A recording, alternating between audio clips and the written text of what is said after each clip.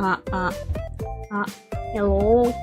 Let's wait for the ads to finish up, and then I can move to chatting screen.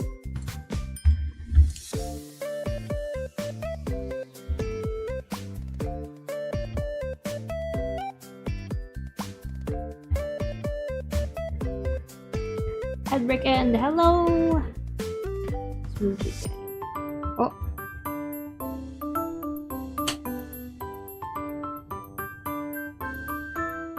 We're back to normal model today.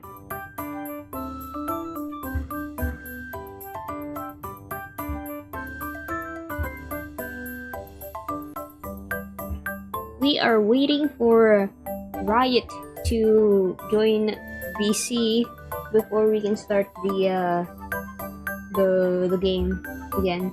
But yeah. Hello everyone.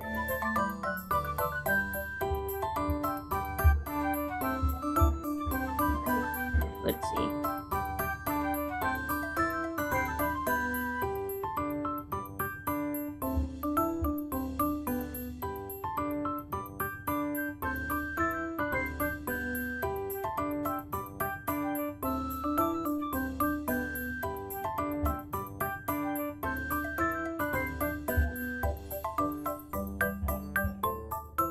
How has everyone been? I've been busy working on some merch. Question mark. Hello, Tofu. How have you been?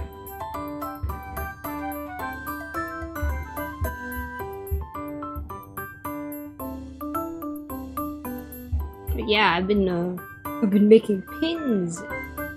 I made a little pin of the Clover Cafe trio. I haven't taken a photo yet, but I'll show you guys in a bit. Hold on. Let me see if I can do that right now.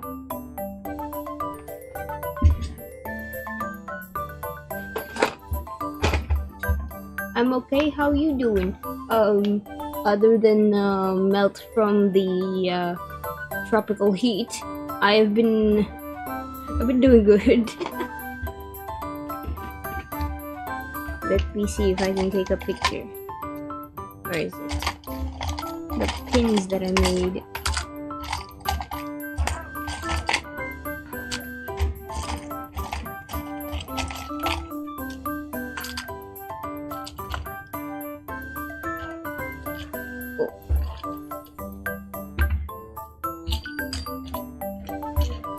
My room is very dark, so I'll see if I can turn on the flash. No, do not. Revert this.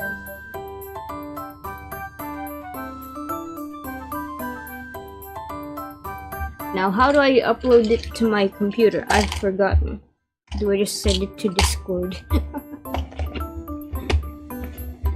We're waiting for Riot to arrive before we start playing. He just came back from groceries, so we'll wait for him to join VC.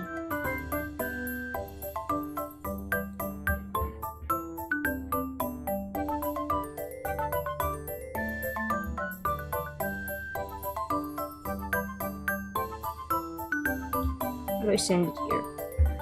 Upload my... There we go.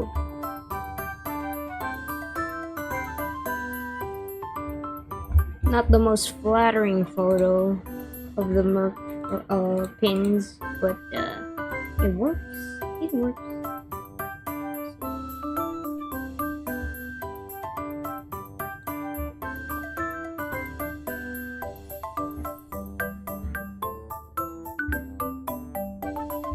There it is. I made them into pins, badges. These were the same art that I used for the paper standees during the 1,000 subscriber celebration for Clover Cafe. But yeah, I just wanted to have some some of my own. Oh, the perks of having a button maker. Am I right?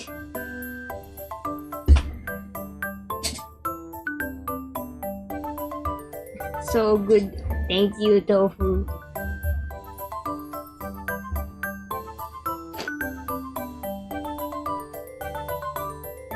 Through hard sweat and tears, I have made it possible. Where is that guy? Regarding the game, I have checked. I have checked to see how long is left before the Derek DLC ends, the epilogue ends, and there's still like 3 whole sections that I have to read through. That's why I started a little earlier, like 1 p.m. I started nerd, and then we'll see if we can make it to finish everything in one stream. Oh, and right. While I wait, let's play around with the new model that Himari gave me.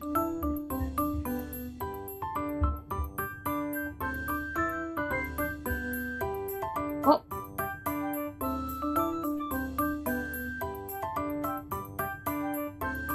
Okay. Have to minimize it a little bit. So, whoop.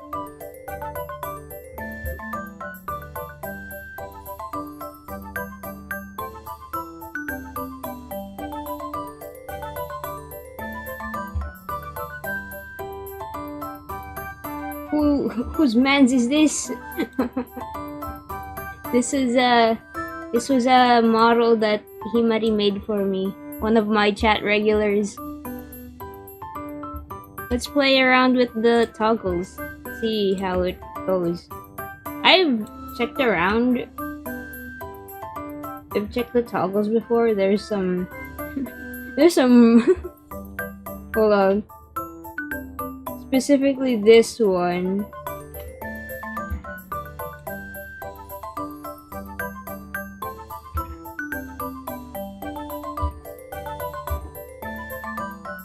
Oh.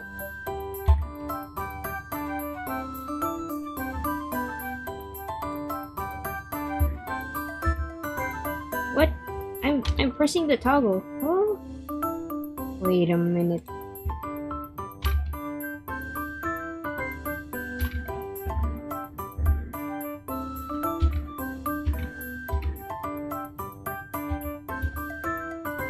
What? Man, hold on.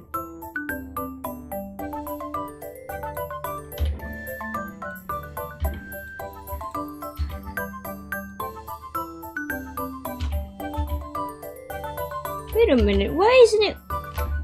Is it? Why ain't it recording my hotkeys? Oh.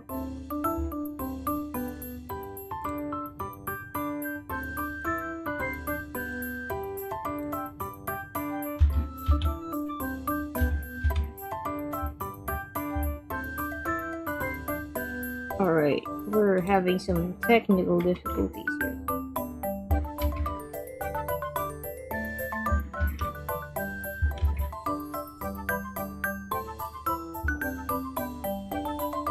It was working just a minute ago. Well, not a minute ago, but before. Hold on, let me restart the program.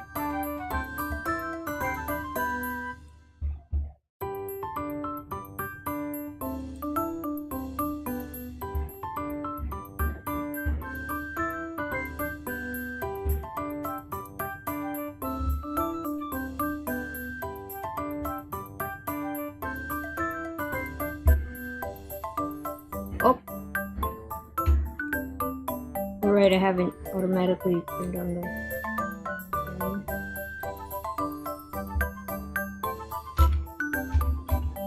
What?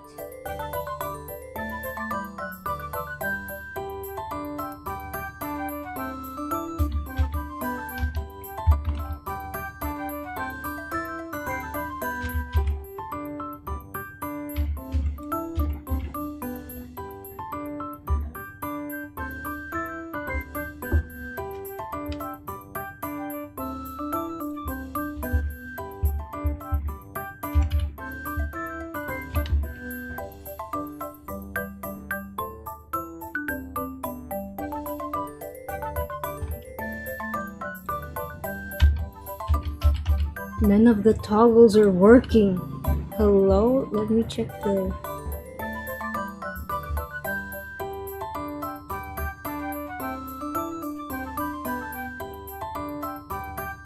Should be working, right?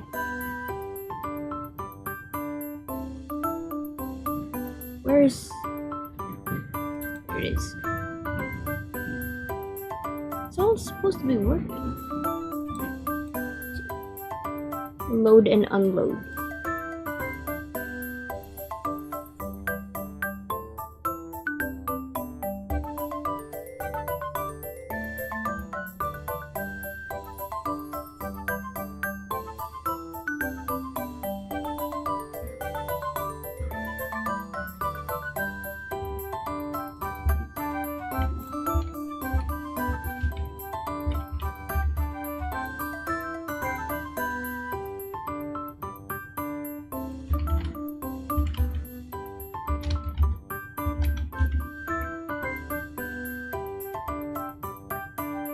What if I disable plugins?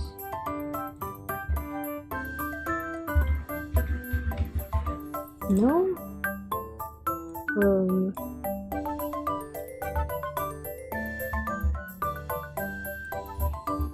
Well, that's a bust. I don't know what's happening. Why the toggles aren't working.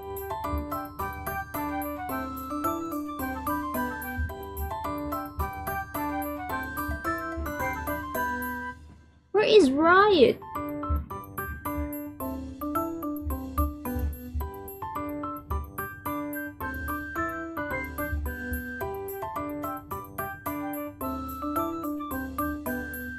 Whoa! Oh, what? Holy shit! Why would you jump scare me like that? Hello?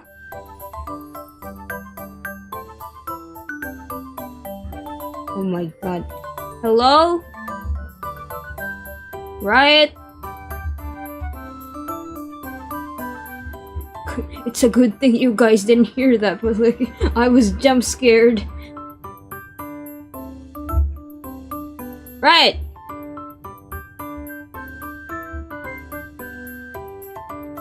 All right.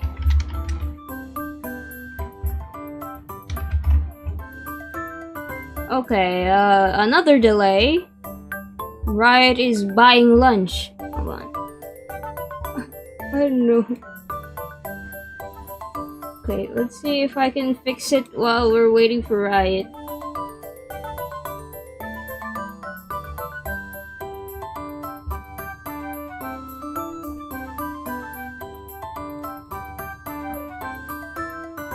Oh, mix it up isn't working. Why? What do I?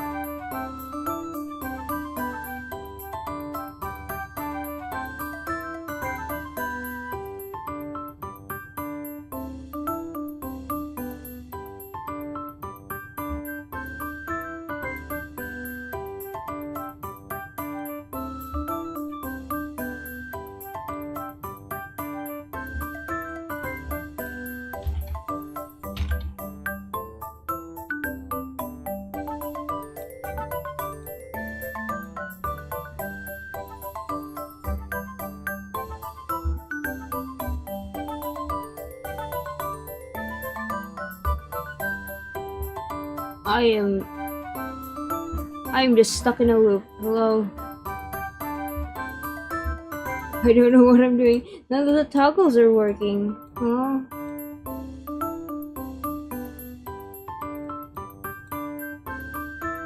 Let me show. Where is the screen button? Oh, why is it cancelled like this? Damn. Is that why? Holy moly. Okay. This should work now. Alright! It's actually working now! I can show you guys the toggles!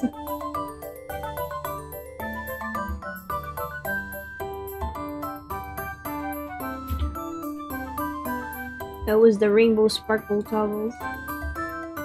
This one was what I wanted to show you guys.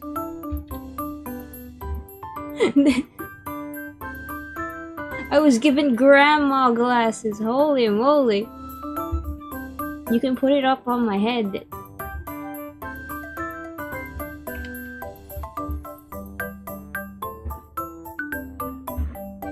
Mix it up ain't mixing right now. Why is it taking so long?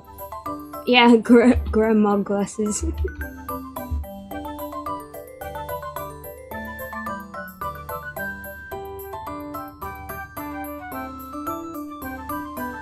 There's also this. Yeah. Wait, why? Oh.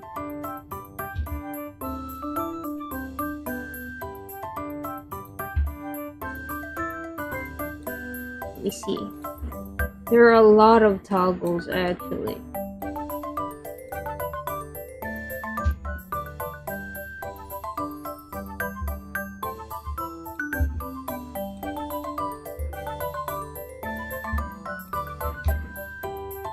This might not be the best idea since I'm streaming to YouTube as well. Oh.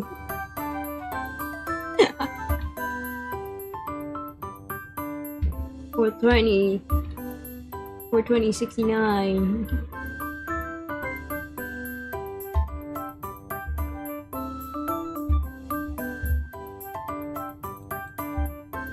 I don't know. Since Riot's buying lunch, I think we should maybe start already.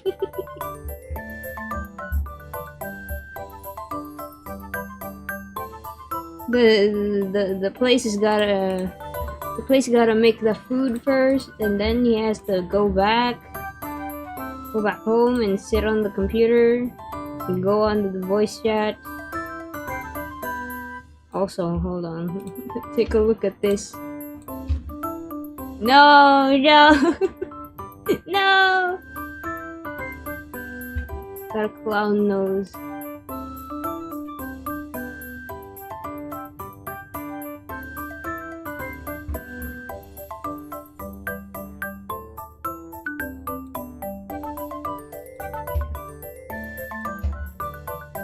Ah! Ah!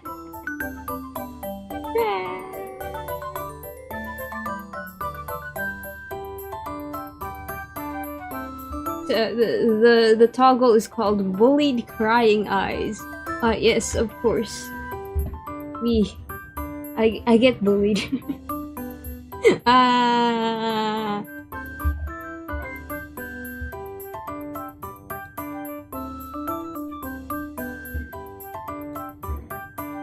And then there's this.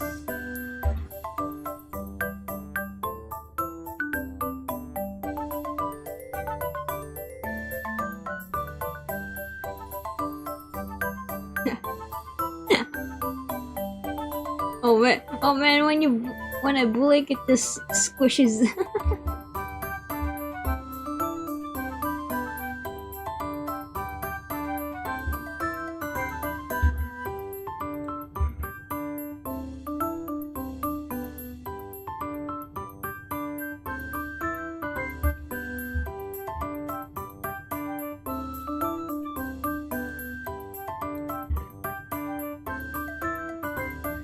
Alright, let's see.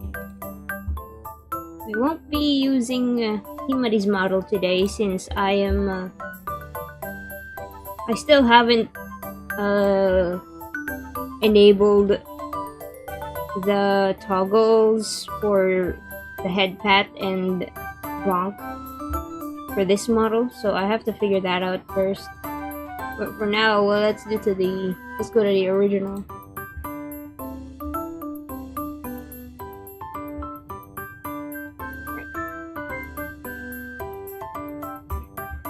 I intended to start at 1 p.m. so we could cover as much story as possible, but no.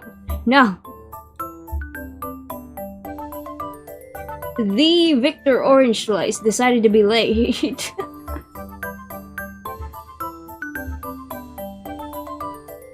Man, alright, I guess I'll start the game. Let's get it up.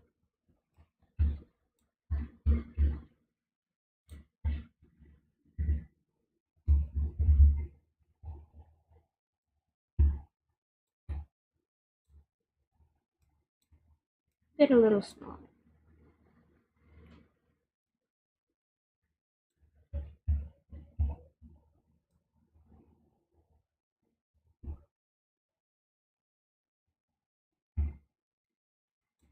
I would like to finish the entire Derek epilogue within this one stream, so please.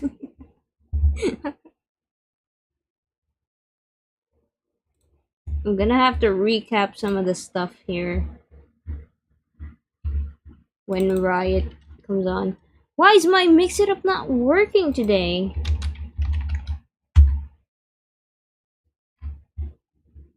Log in.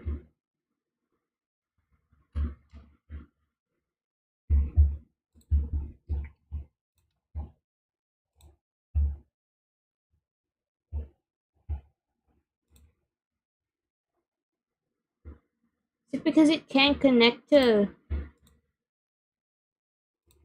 VTube Studio? Turn off the parameters.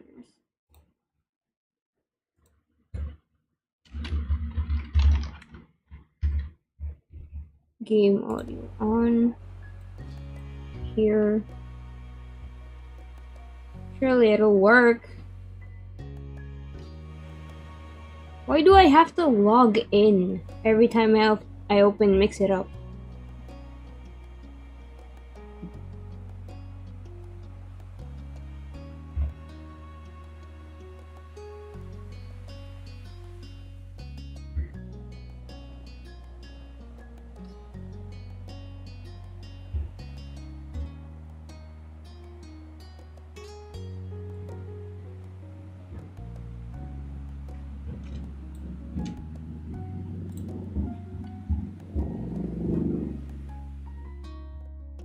I have to wait. End task. Mix it up.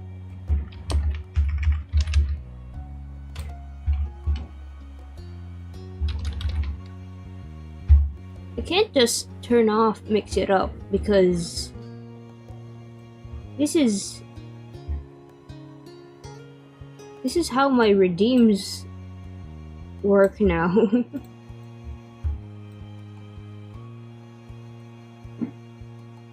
So I can't just have it off while I'm streaming.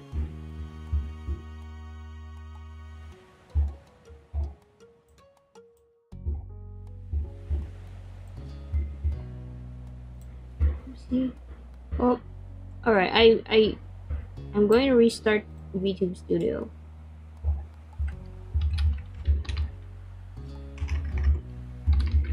Maybe that's the thing that's like fudging the...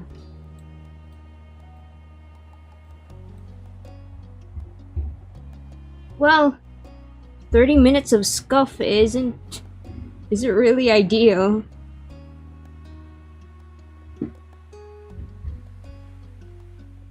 Why is it not working today?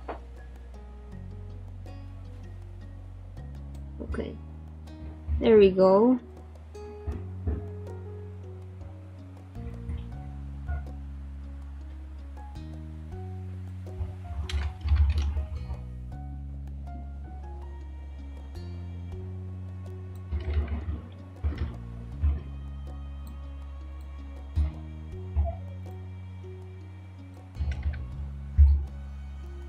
Okay, chat works. Let's see if VTube Studio will work as well.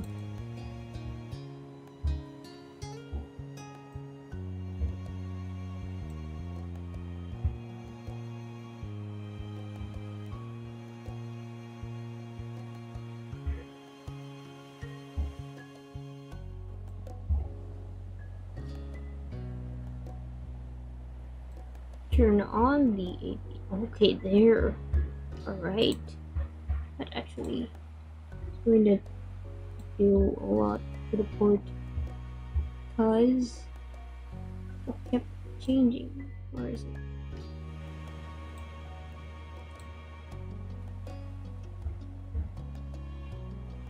Oh wow.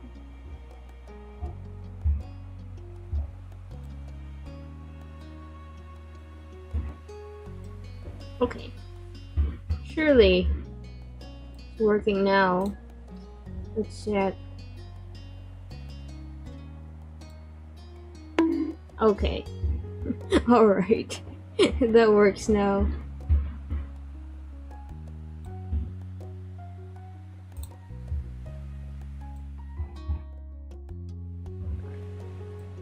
Let's load in the file. So, to recap, everyone, where did we last leave off to? I have never, I could never remember. It's when was that? When was our last save? Let's check. June. Our last save was June. Damn. We went to the pool. All right.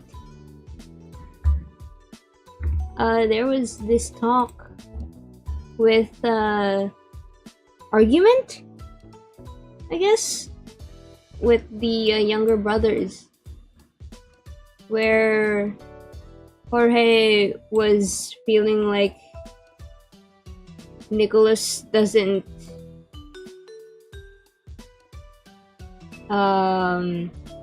care much about Jorge as much as how Nicholas cares about Derek. So there's that argument, and then everything was clarified, and that there it is. There's just a whole thing where they aired out their emotions. You guys can check. You can look at the previous stream to catch up on it. But here we are. We just got back from visiting the swimming pools, and the last swimming pool we visited was their past apartment's pool. Somehow, we managed to sneak in and just hang around there.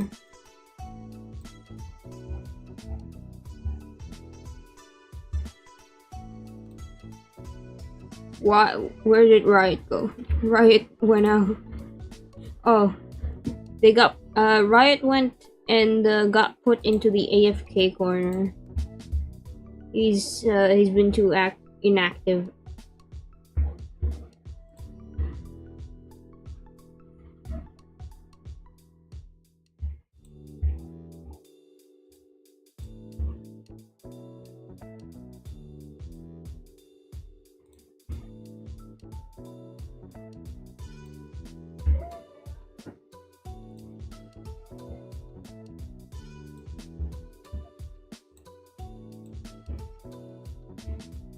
Alright, I'm checking through everything, and I guess we could just start. I can't really wait for Riot much longer, since if I do, we'll be starting at 2 p.m. And that's the reason why I wanted to start at 1, is because there's a lot of story to cover. Did you enjoy the pool? She moved out of the way to let you all inside. Derek hesitated before bringing up the rear. It was hard to ignore that he was shyly scratching his cheek and keeping his head down now that you were inside. It was a great time at the pool. Exactly, the pool was so good, and that's the truth. Oh. Mrs. Suarez's affectionate gaze trailed across. Thank you for the head pats, Valencian. Wait, what? No. Right after the ow. Thank you for the head pats. Now I go to bed. Alright, sleep well, Valencian.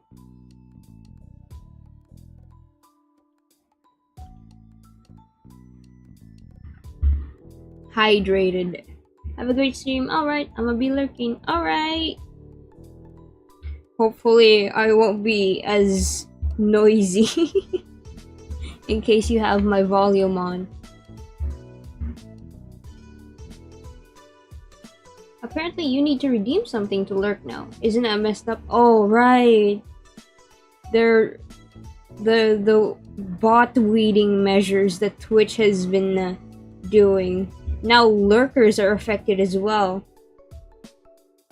If you don't participate in chat at least once, the algorithm for Twitch's bot filter is going to not count a lurker as a viewer on the stream. So that's that's messed up, yeah. Well, what can we do? Hopefully they roll back on that. I hope. Because I know some lurkers just wanna, like, have a stream open and not really announce their presence. I'm kind of one of those kind of lurkers, so that's a real bummer that my view won't count unless I make myself known. See you around, Mori. Alright, Valentian. I will be locked in reading through this. She knowingly winked. I'm so glad to hear that. Sir Suarez gleefully made his way over when he realized their group was back. His eyebrow arched and you could feel the mischief coming. That's good. At least someone didn't jump in while fully dressed, right? Oh no. A callback to when Derek was venting to us. Among Us. Yeah, he was complaining about eldest sibling responsibilities at the pool, and then after complaining he jumped into the pool still dressed. They were well behaved this time. Oh man, we don't have Victor Orange Slice in chat, in voice chat right now, so I don't know what to pick. I'll figure it out.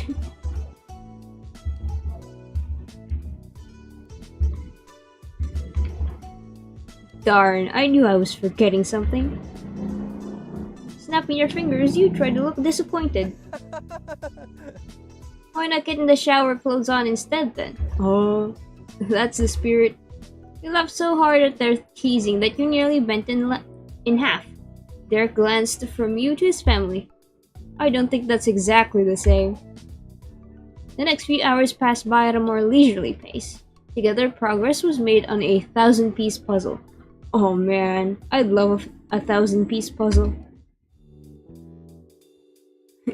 It's just me working on the puzzle because I don't think anybody in this house has the patience to work on a puzzle.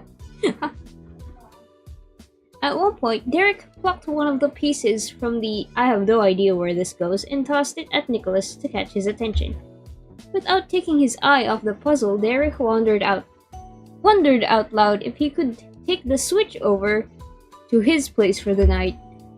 He had played it as if it was no big deal in the hopes that Nico would feel less pressure. Nicholas let out a deep sigh but got up anyway.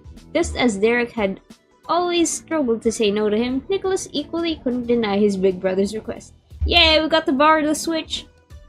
He returned a few minutes later holding the console with a tangled power cord and a couple of controllers piled on top.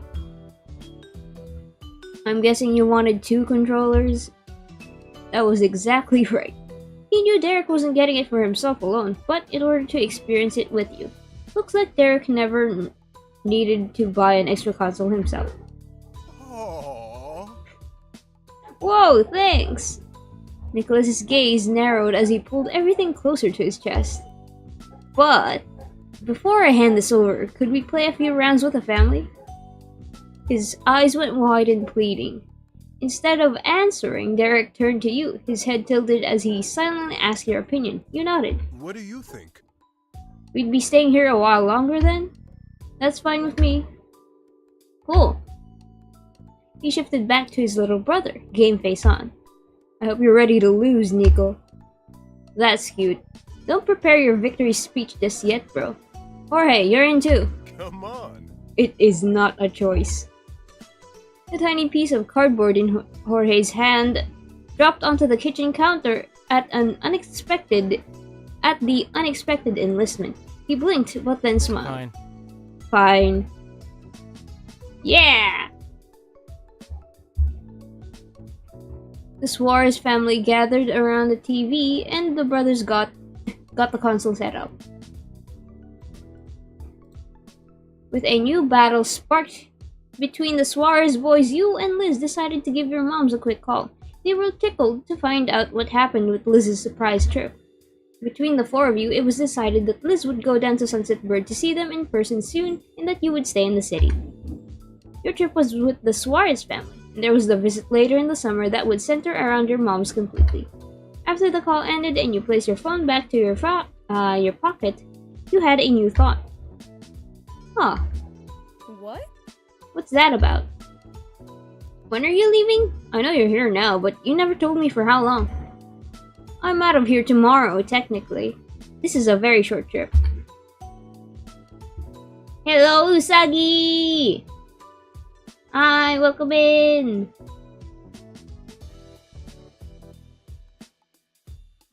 Let me go back on Twitch. Oh.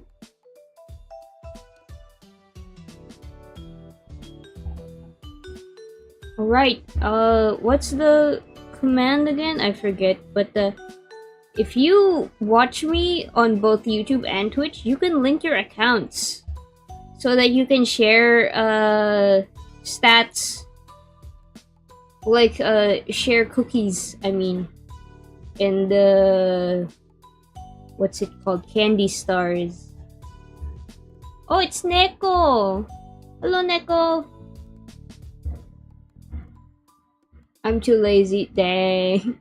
Hold on, let me figure out what was the command for it. It's pretty easy. Let's see.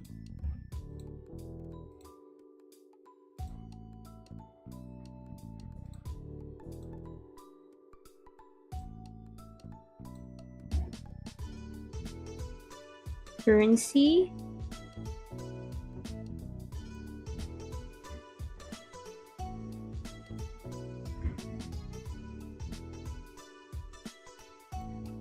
Link.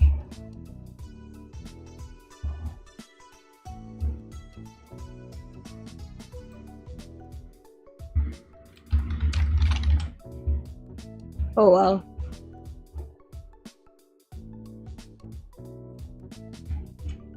I'll figure it out later. I should really write it down. Yeah. How's your afternoon going? Been going great. I have been waiting for my collab partner to join the stream, but he went out to buy some lunch and hasn't been back yet. He left like 30 minutes ago, I think. I specifically wanted to start at 1 PM because there was so much story to go through. But now it's already 2 PM. Bro is nowhere to be seen. Call them on Discord. I am already in VC chat. And his account was literally put into the AFK corner.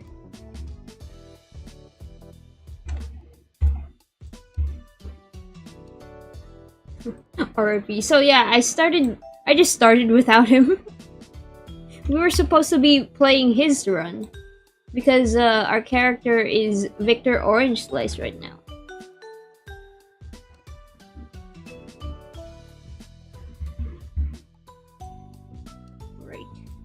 Right. Oh well. Since I'll let him enjoy his lunch. Let's just continue. I can recap it for him when he comes back. I say technically because my flight's at 11:59 PM. Can you believe it? Sheesh, talk about a major inconvenience, but beggars can't be choosers, huh, Derek? Filipino too? Yeah. The brothers were absorbed in Gameland when Liz nearly shouted that last part over her shoulder. It was loud and pointed enough that there was no way they could miss her teasing. Derek watched you orange-sliced siblings over his shoulder. His cocky grin fell to a frown. Yeah, that's true. You're leaving tomorrow night. Both of you are. Derek tried to muster up another smile, but it was weak in comparison. He seemed smaller all of a sudden, squished in the center of the couch with a brother on each side. Then he shrugged. This sucks. Things were starting to feel normal having you here, just in time for you to not be here anymore.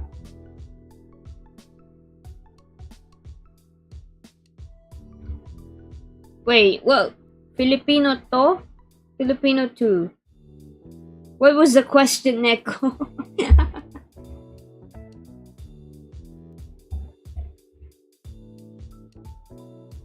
Are we asking about the characters or my collab partner Riot?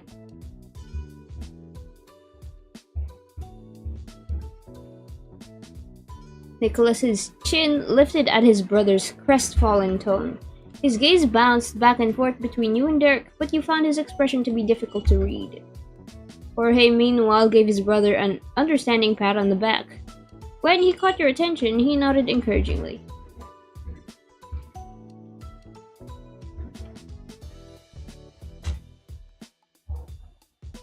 Are they Filipino to your collab?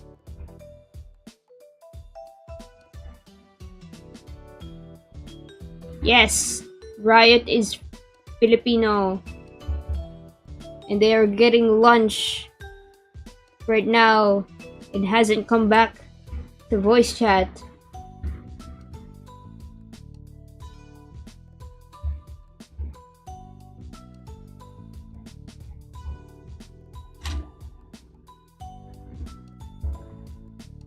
Actually, let me check Discord again.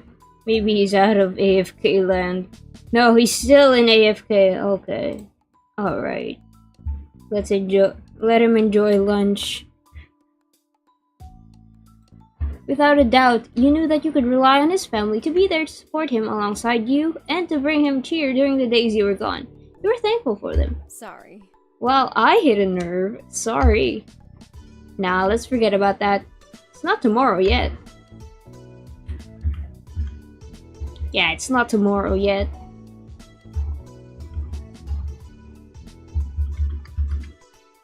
Flip those frowns upside down, we still have plenty of daylight to burn.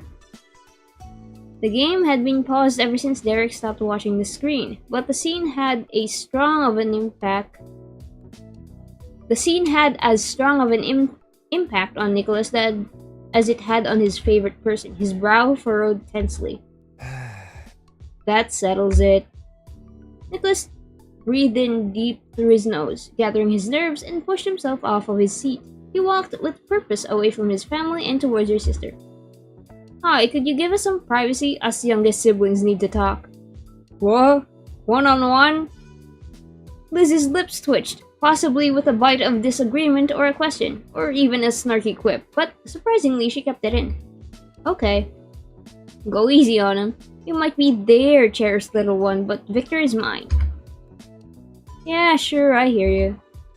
He nonchalantly waved her off, and Liz gave you one last brief glance before yielding. When she was gone, it was just you and Nicholas in that corner of the room. Only in the Philippines, they will be there very extremely late Filipino time. I told him before as well. 1 p.m. Actually, could we talk outside? Alright. Really? Out on the street? Dang. His behavior so far had you stunned, but you followed him outside anyways. No one tried to follow, though you could feel every eye on your backs as you and Nicholas left. Standing on the street, Nico silently examined you with half-open eyes. Your mouth twitched awkwardly as you looked around. There was always a chance that Nicholas could surprise you, but you had a good guess about what the conversation would be about.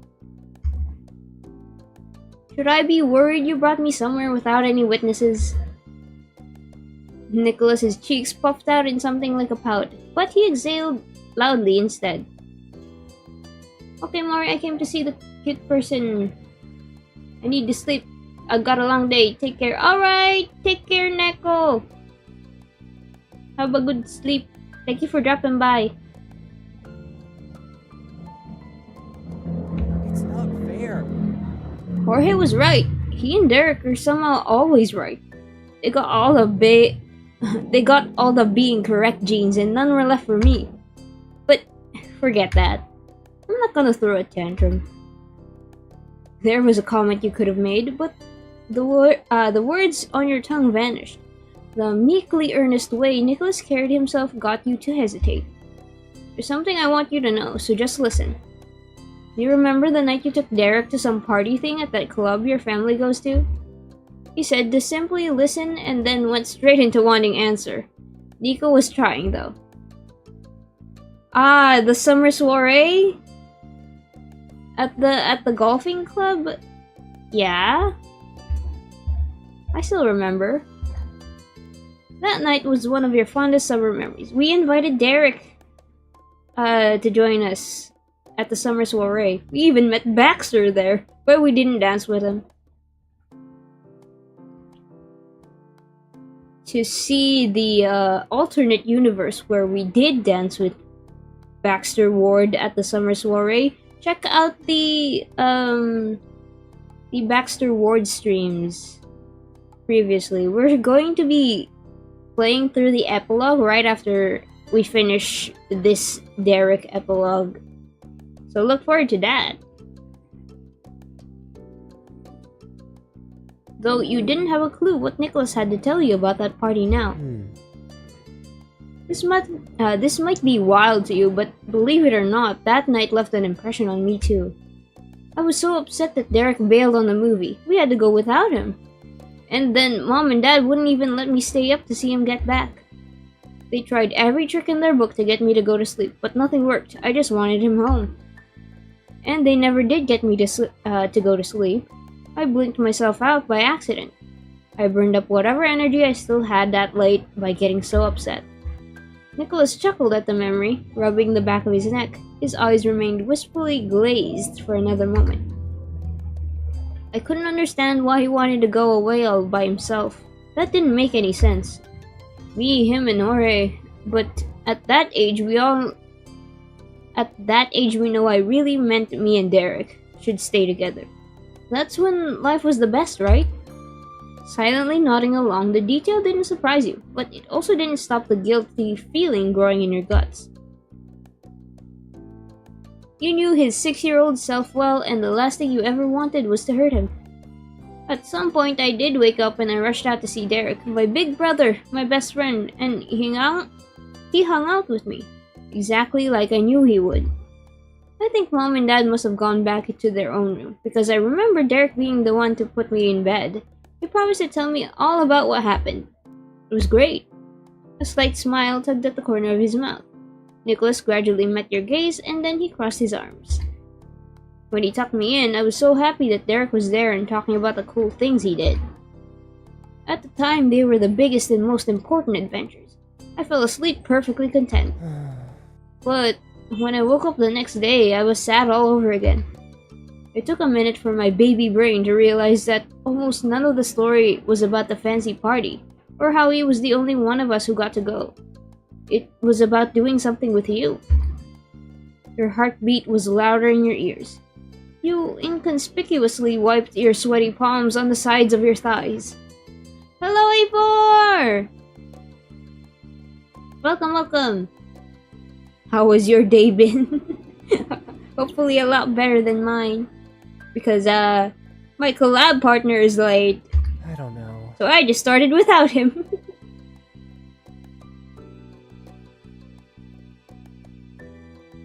Back to the game. I couldn't even explain that to anybody, including Derek. I didn't have the words. All alone, knew that this poor little Nico was feeling down. Don't worry, I get it better now. Perspective and maturity and whatever. He glanced at the condo and your chest ached. You had a good feeling that he was searching for Derek. He really liked you. That's what I realized, and that's what made me sad. Ah, Nicholas. thank you, Mori. Nah, that's fine, A4. I hope everyone is just doing a great day. Bro is live. Hello, Himari! Hi! Oh, now that Himari is here. Hold on, let me... Can I do a double model while I'm streaming? I need to tell you about the grandma glasses that you gave me. I need to talk to you about that. Why the grandma glasses? Let's see if I can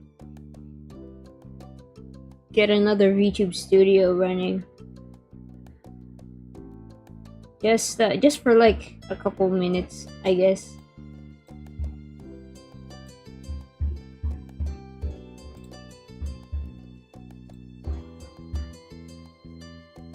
I'm going to eat a pizza. Yeah! Nice.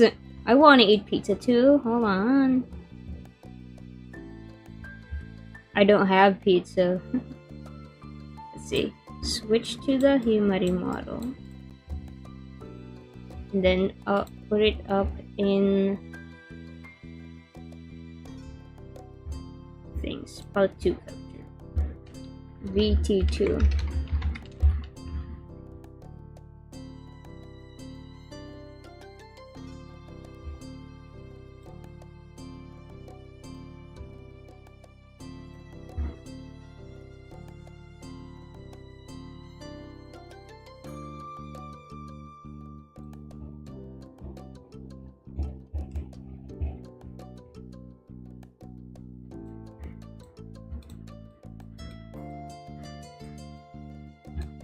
Two of them. Let me get the camera on as well.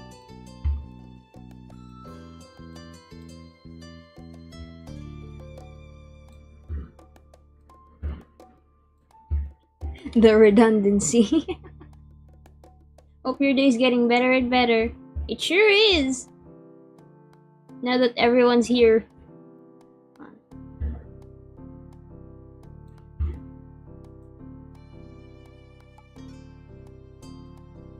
Yeah, where is it? Where's the granny glasses? Let me pull those up.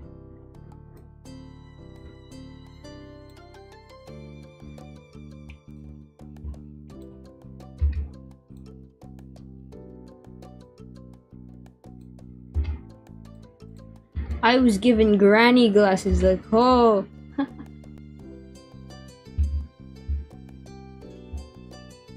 Alright, I'll keep this second one running.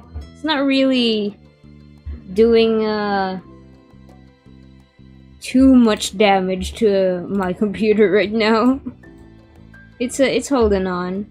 I got a beefy PC now. Yeah. Yes, I'll be my own collab partner. Yeah, I'll be my own collab partner. Let me just go smaller a little bit. Oh no, I'm already covering my own the thing.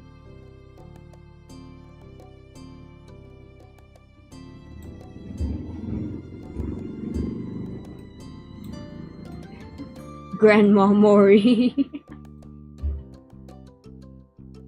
Alright. There we go.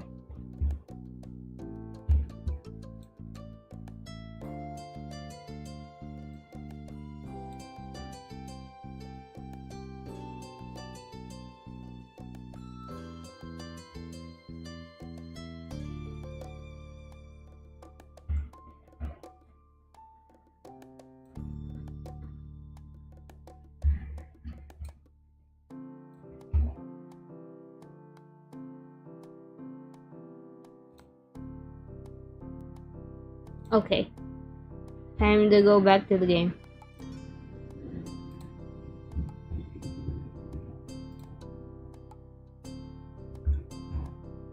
Thank you for the head pats, Aito. Oh my god. No head patch for the Himari model though. I haven't set it up. Let's see if I can get the thing though.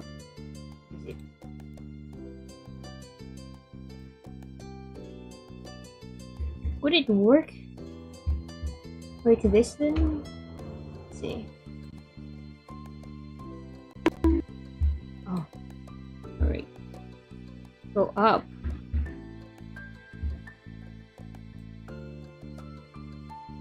Oh!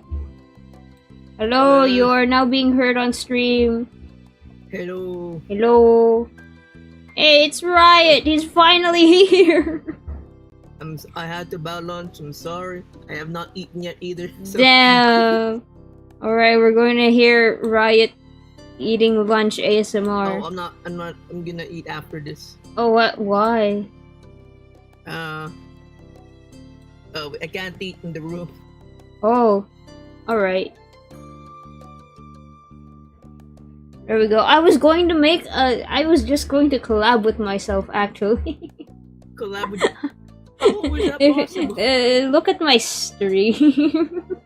Wait, hold on. You're live on YouTube too, right? Yeah. Wait, I can't mention YouTube, right? You can mention YouTube. Alright.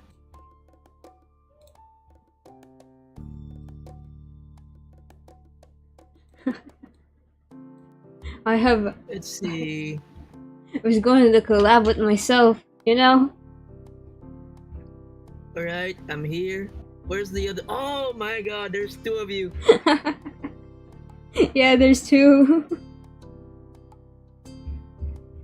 Oh, well, fine. Let me eat outside then. Double bunk. Would the head pat be working as well? Let me check. The head pat. Alright! It works as well. There we go. I've just started reading through some of the story without you. Because oh, that is fine. You can. yeah, you were running Let me late. get some food for a bit. Alright.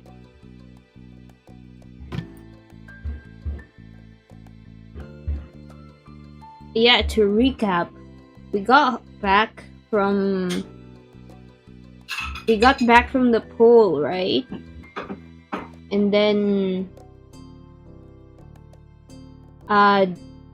we started playing some board games. Oh, wait, why is Akari there?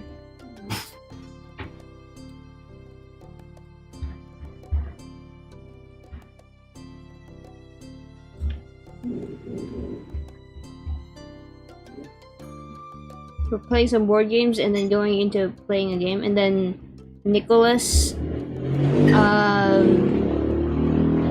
wanted to have a one-on-one talk with us, so he brought us outside. Now he's telling us about how he felt when we invited Derek to the summer soiree, and realizing that not the whole world revolves around him. But yeah, we're at that part of the story now. Back to what I'm reading. Derek's face when he... Oh, right. Let me see. Actually, let me stream the game to you as well. Can my computer handle it?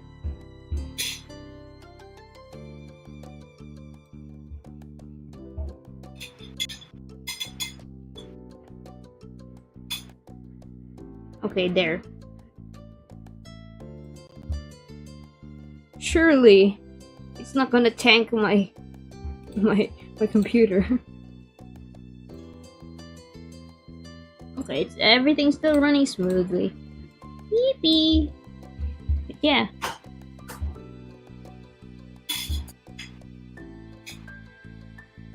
Oh.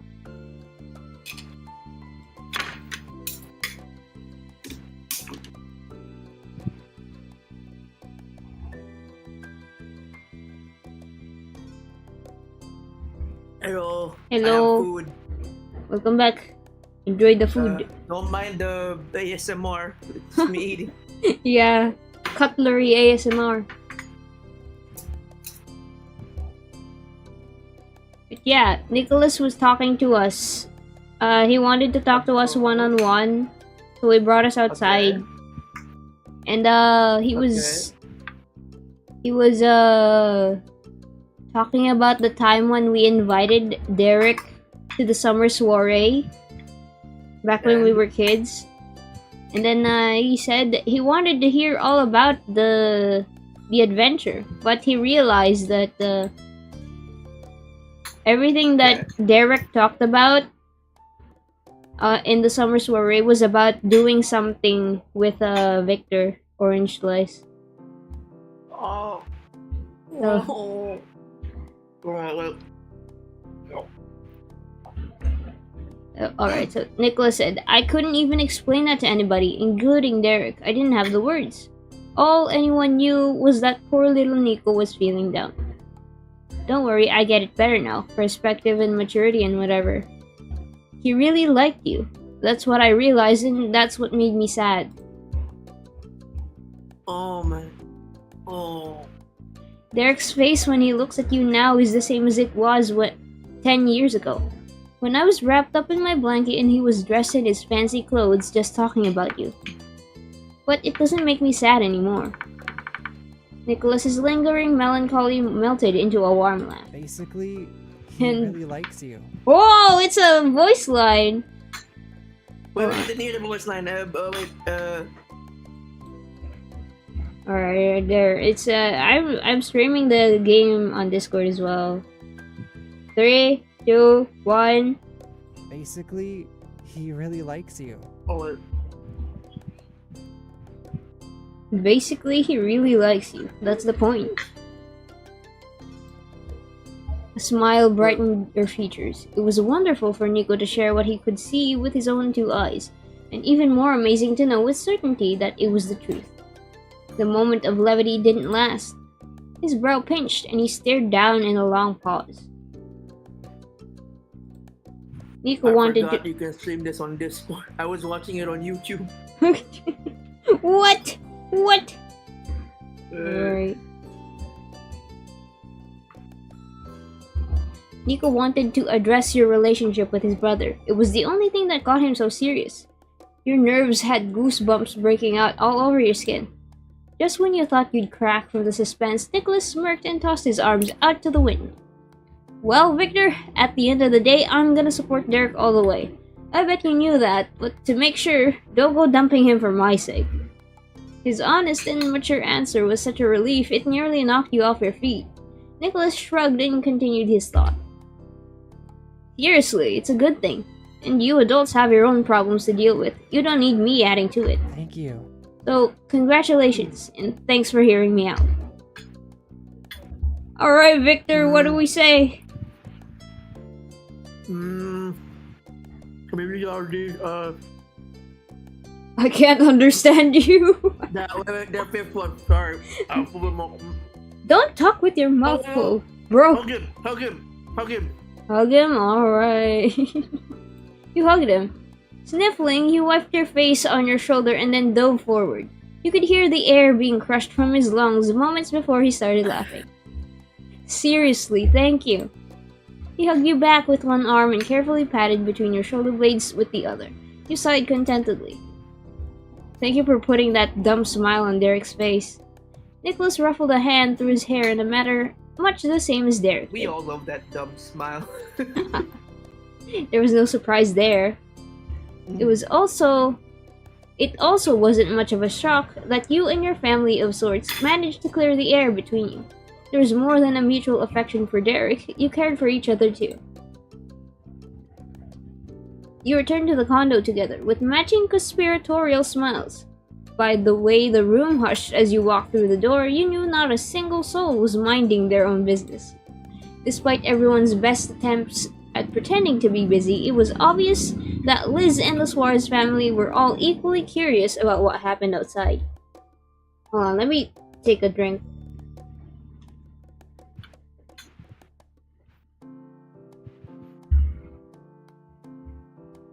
Everything okay over there? Should I be concerned? We're fine. Nicholas had cupped the hand to his mouth to yell at your sister. As his brain caught up to his actions, he leaned towards you with a raised brow. We're all good, right? We're two peas in a pod. He rejoined his brothers and you went back to Liz. After that talk, you felt a million times better about where you stood. Welcome back. I see you're still in one piece. Yeah, I'm even more whole. Aw, cute. Liz. Nicholas lifted his chin and flashed his siblings a determined grin. He cracked his knuckles. Okay, that's enough of the seriousness. Let's race. Let's race. Let's race. Alright. That's right. Liz's brow raised as she watched the bizarre exchange. You slapped fingers over your mouth to muffle your laughter at first, but couldn't leave your sister hanging, so you gently got her attention by pushing her arm. They're still talking about video games, a card game. Oh, that makes sense. She combed some stray hair behind her ear and watched the chaos commence. Well, there's no reason we should sit out now. Our jobs are done. The family, you and Liz included, ended up crammed shoulder to shoulder on the couches. Liz announced her intention of beating the brothers in a game she'd never played. Her enthusiasm for the gold win was as powerful as ever. You hoped the condo would survive the competition. Do we play or do we watch the races? Let's play too. You wanted to play too. There was nothing like a good racing game to get the blood pumping. Yeah, Mario Kart! Yeah, Mario Kart! Your fingers were already fidgeting in anticipation. You needed a controller as soon as possible. Count me in for this. Since there were only so many controllers, it was decided that everyone would take turns, starting from the youngest to the oldest. Nicholas faked humility as he accepted his position as first. The races began and the room bounced with wild cheers and shouts. Even Mrs. Suarez jumped in line for a race. She was a welcome addition to the event. Mr. Suarez, on the other hand, had a history of gaming offenses. He was watched like a hawk by the other participants to make sure that he didn't pull any funny business. But it was to no avail. Just before the top three were decided, the race was intensely neck and neck. Mr. Suarez managed to bump Jorge from behind with his foot and destabilized his son's driving.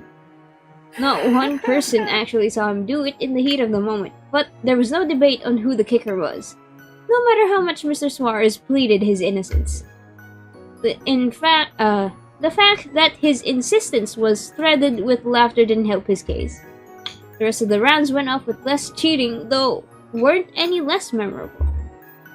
Eventually, enough of the day passed that Liz rose to her feet. It's getting late. My ride back to Sunset Bridge should be coming soon. I'm gonna give my legs a chance to stretch and wait outside. She flashed you a weak smile and then double-checked that she had all her things together. Thanks for having me. Bye, everyone. Before she could make her exit, Derek sprung up as well. Okay. Wait, Victor and I should get going too. You don't have to leave by yourself. What a gentleman. At that, Nicholas and Jorge finally stopped what they were doing and turned to their big brother. Both of them wore identical frowns. Derek glanced away from Liz towards the growing audience. Sorry, we'll see you again tomorrow. He sheepishly scratched the back of his neck while his brothers continued to stare pitiably. Oh yeah. Hey, I've got an idea. Why don't you come over to my place for a change? Mom and Dad are welcome, obviously. You too, Liz. Let's do it tomorrow. That idea was met by surprise, but the room shifted positively. Getting to Derek's place was more unanimously agreed on than even Mr. Suarez being a cheater. A new plan made. The group said goodbye for now. You and Derek accompanied Liz out. Though halfway, Derek paused and remembered to barrel back inside. He almost forgot to take the console home with him. Again! Perfect timing or not, Derek wasn't letting it slip through his fingers. He returned in record time as if he'd joined an actual race.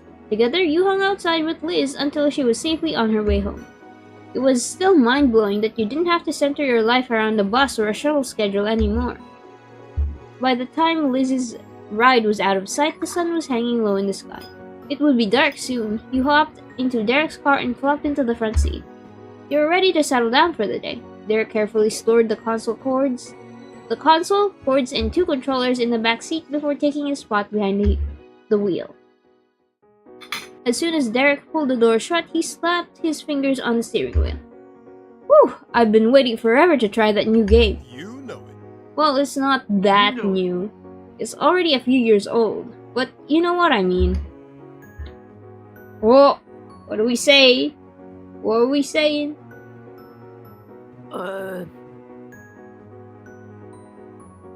You're adorable. Alright, alright. Yeah, that one. There is no stopping your tiny smile. It's so cute when you're excited, you light up. Holy moly. Huh. He hung onto the steering wheel for dear life. I see how it is. Alright.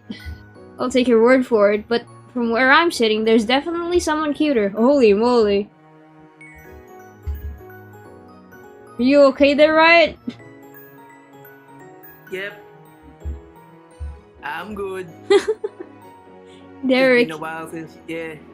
Derek eagerly turned the key and the engine roared to life. Within seconds, you were cruising down the road again.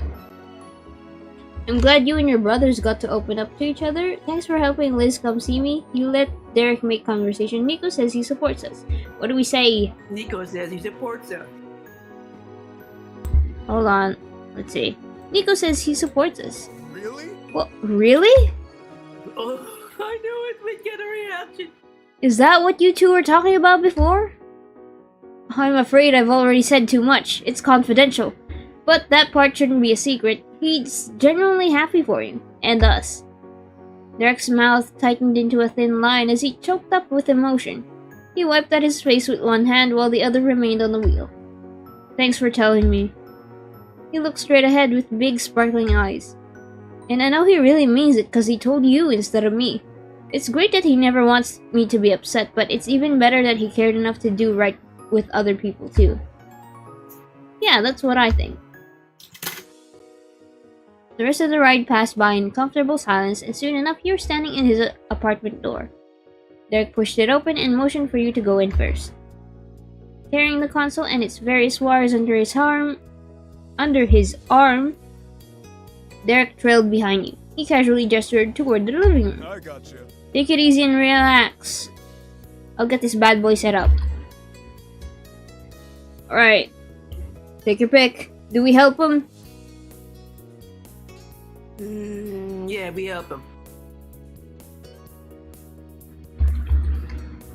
How can I help? You didn't move an inch. Amused, Derek's gaze moved between you and the console. You can plug the controllers in, but you don't need to.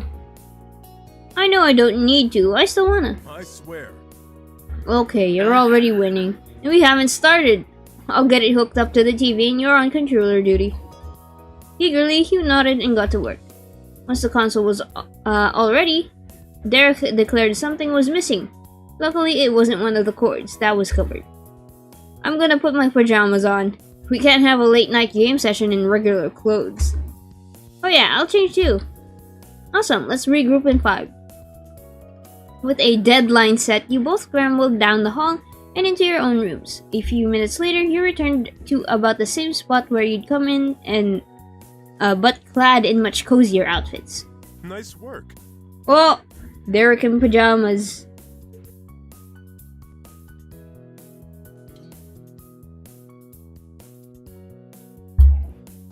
That's gonna be a record. Now we're set. Derek Let me retrieved. get some water. Hold on. Alright. Derek retrieved the game you got at the mall. The case had been waiting patiently at the coffee table for quite a while. With the life sim, it's not a versus thing, so the two of us get to be on the same team this time. Oh, Life Simulator! We're playing Harvest Moon? Stardew Valley. No, those are farming simulators. Look out, game. Team Orange Slice Suarez is a go. Let's kick this game's butt.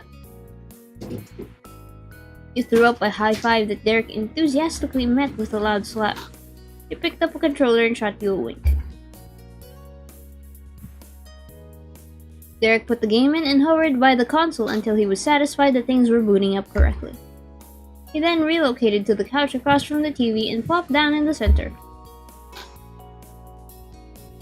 Alright, Riot, are you there? He's not there, chat. Chat, what do you pick? If anybody's watching.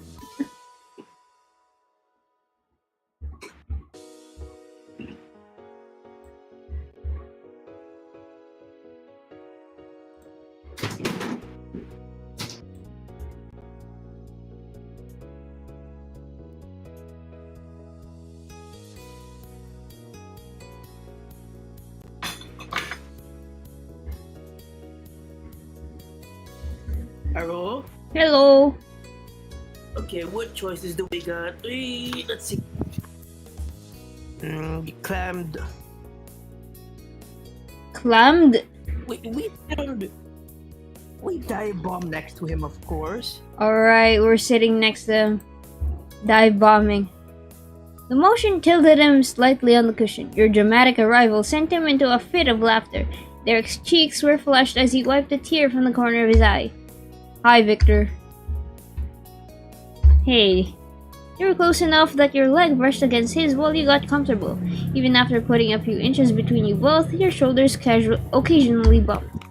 Derek's welcoming smile brought a warmth to you. Or maybe it was your hyper-awareness of his body heat radiating through your side. Either way, it was getting hotter.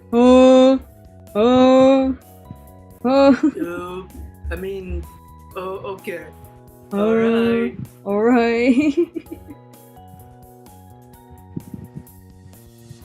And on that note, your new lives in the digital world began. Hours rapidly went by from there. Yeah, we're playing a life simulator. Are you, how do you play? We handle with, Are you good at life simulators? We're getting by just fine. You're getting by just fine. Sometimes you got stuck, but there wasn't anything you two couldn't eventually solve. You had to rely on each other. Derek was no expert himself. Luckily, your abilities complemented his faults and vice versa. Your throat was sore from the highs of making each other laugh and from the lows of shouting out of frustration at the TV. The game was still in full swing when suddenly Derek spoke up, not for further commentary on your digital movies, but for real-life considerations. Did you want any snacks? Out of habit, you glanced in his direction. He had his sight locked on the TV screen even still. I can't keep putting my stomach off. Could you hold down the fort while I'm gone? Before you could even answer, Derek was already out of his seat and dashing towards the kitchen. Oh, the boy's hungry. I'm on it. It's no problem. I can bring something for you too. Do you want a snack? I mean, Derek's already I mean, what? What did you say? What did he say? I legally said nothing. Legally, you guys didn't hear anything. Can I have the snack? Yeah, that one. Can I have the snack I picked out earlier at the store? Oh yeah, thanks for reminding me about that. From the repeated clatter of cupboard doors, you knew he was checking every cabinet at for the best treats. Your stomach began rumbling in anticipation. Derek returned and his arms were filled with all kinds of goodies you'd picked up from your grocery store, and a couple you hadn't seen before. They must have been tucked away for a special occasion before you'd arrived. He carefully placed 2 water bottles down and then dumped the rest onto the coffee table. Alright. Behold! Derek flopped down onto the couch and did a double take at the table. You already managed to swipe a handful of things. Ready to jump back in? You've got it. You know it. The TV's change in brightness as the game resumed from the dimmed pause menu was noticeable. Squinting, you listened to the familiar music playing through the speakers until your eyes adjusted. Though it wasn't long before the game managed to suck you in once again. The night slipped by joyously. At one point, you took turns watching the other work through some single-player content. Despite Derek's usual position as the responsible one, you unknowingly stayed up gaming late into the night. Gradually, your eyelids drooped. Your laughter was replaced by yawns, and your voices grew softer until they were whispers floating slowly into cotton-filled ears. The last thing you heard was the melody of the game's music still playing, but sounding so far away. You returned to awareness slowly. Your eyes were still heavy and you rubbed at him. Crushed into a cushion, you were exactly where you started your virtual exploits last night, on an off-white couch with Derek. You and him were very nearly nose to nose, limbs tucked around one another in a cuddly embrace. Whoa. Morning. Victor, he said good morning. I'm sorry, my face is a bit red. What? Bro, you guys are nearly nose to nose. Limbs tucked around one another in a cuddly embrace. No. Morning. He sounded awfully cheery. There was far more life in it than anyone who had just been unconscious moments before would have. He'd already been awake, you'd bet. How do we react to this position that we have woken ourselves in? That fourth one? Every bit of the situation was thrilling. Yes. A jolt of energy went through you, pushing you completely out of the realm of sleep. You were in Derek's arms. You'd been snuggled together for hours. Derek tilted his head in a silent question, but you shook your head and smiled, rather than try to explain. He grinned, delighted at your joy. Derek let out a low chuckle, his chest rumbling. Sorry about the less than ideal location. I didn't want to risk waking you up by moving you to a bed. What? This is the best morning I've ever had. We should have done it sooner. Damn, Victor, damn. Damn, alright. Can you read that line for us? Riot. I suddenly can't read. Wait. What? This was the best morning we've ever had. We should have done this sooner.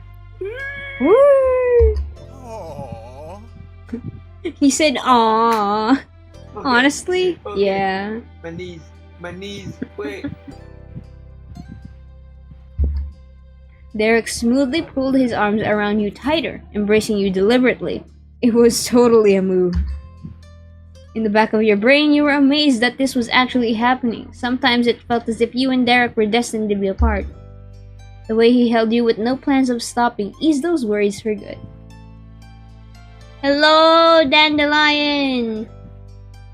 Welcome in. What? Someone in chat came in. Hello. Hello. Derek was incredibly warm. I apologize for the the fanboying? Question mark? Yes, that's about to happen in the next few moments. Derek was incredibly warm, in personality and as a pillow. And in that position you caught a similarly warming fragrance that clung to his skin. He was not one for intentionally perfuming himself, but the gentle nutty scent about him had you guessing that Derek used shea butter lotion. Bro moisturizes, ayo. You know, having a sleepover in the living room as grown-ups definitely has one perk over doing it as kids. Said perk was interrupted by the sound of a ringing phone. Derek's eyes widened in an instant and he shifted to reach his phone at the coffee table. Right, family is visiting today. He checked the caller ID and a disbelieving smirk crossed his face. His voice was a whisper. Are you serious? No way. You couldn't guess whose mere call would get that reaction. He slid his finger across the screen and tapped the speaker button. Casually, he leaned back into the couch and stretched out an arm. From the fond twist of his lips, you knew this at least had to be someone close to him. Hey, Nico. Hey. Morning, bro. Do we say hi? Yes. Hello, good morning. I'm also here. You're calling so early. Hello, I'm also here. I'm also here. Victor! You're actually the one I wanted to talk to. I just called Derek so I wouldn't bother you if you were still sleeping. Oh, and I don't need my sleep? Dude. Dude, you're the most morning-y person to have ever early rose. Damn. Nicholas Suarez really did not know Cove Holden. That was one competition Cove took the gold in every time. Ah, yes. Cove, my boy Cove, our boy Cove. Before the sun has even risen, the boy is awake. Cove Holden. You get up so early, a night owl could give you a high five on their way to bed. You'll hit the gym before... The sudden stand-up routine broadcast into Derek's living room was cut off prematurely. Nico definitely could have kept going. Okay, we heard you the first time. Hey, you asked for it. Derek pointed a judgmental finger towards the phone. The only thing he said was quietly to you. This kid. He lifted his voice up to not let the conversation drag. What's up? So, what's up? What do you think? Victor's leaving soon, isn't he? So, when will you come over to see me? Now? Soon? Derek theatrically rolled his eyes, inwardly laughing at Nicholas's eagerness. We've got to talk about it, and I mean me and Victor, not me and you. Victor's here already. Sorry, Nico, you're gonna have to share. We'll sort it out and I'll let you know. Fine. Alright, see you later. Yeah, I promise. We'll definitely see you. Take care. Bye. What are we saying? What are we saying? We'll definitely see. Yeah. We'll definitely see you. Bye, Victor. Derek pressed the red button on his phone's screen and ended the call. Nico's gesture really was sweet. It might have been years since you last babysat him, but you still held a special attachment for him that you didn't for any other teen. Derek let out another long sigh, still holding the phone in the air. He looked up at the device as if it was a magic wand. Oh, man. I should have figured. Derek? What were you gonna say before he called? Derek shook his head with a wry expression. I was about to say that with my own place, we didn't have to worry about little brothers interrupting our peaceful morning together. Technology has proven me wrong. Technology. You snorted. Fucking boomer. Okay, now. Oh, alright. Nicholas didn't ever need to call a psychic. The timing was prophetic. Speak of the devil, right? He must have called as soon as he dragged himself out of bed. Typical Nico. He shrugged a single shoulder and then reached down to place his phone on the table again. It's no problem. We can still take it easy though. You should take it as easy as possible before the stressful trip. He nuzzled his cheek into yours. Oh. You could feel his breath tickle your chin. I am slurring my words now. I've only been talking like an hour? You're fine. You still sound fine. I guess. I'm gonna take a shower and everything. Then we should have breakfast. Oh. I put change here. What do we say? Should I join you? Oh, Yes. what? Yes, What? Yes, What? Yes. Yeah. Yes, What? Yes. Alright, this choice is 100% Riot. Yes, that is from me. I That have is no my say in choice. this. This I is am consciously making that decision. bro is exercising his free will.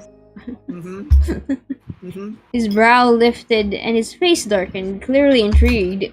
I'm not sure that means what I'm thinking it means. No, I think we're on the same page. Sorry, there's not enough room. Even better. His tone was disappointed, if not frustrated that his tiny city apartment bathroom wasn't meant for two. Okay, I'll use the other one. You could at least take with you the memory of Derek's charming face.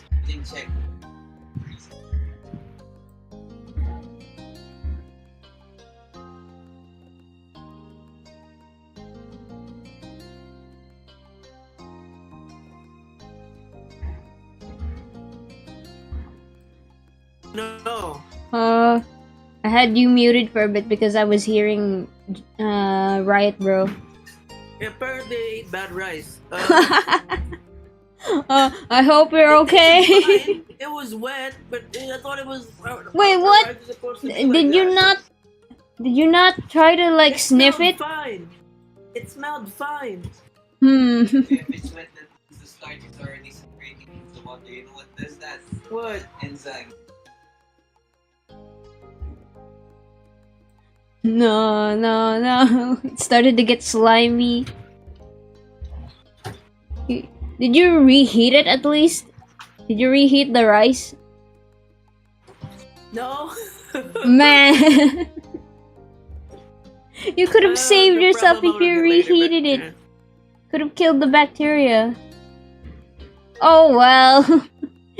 Oh well. Next time you see Riot, he'll be in on the toilet.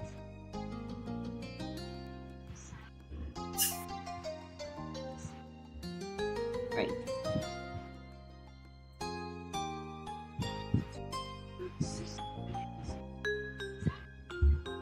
There we go. Derek lifted you up with him as he... I've got air in my stomach now from talking so much. But yeah. Derek lifted you up with him as he shifted into a sitting position. He could get out from under another person with ease. The gym had done him well.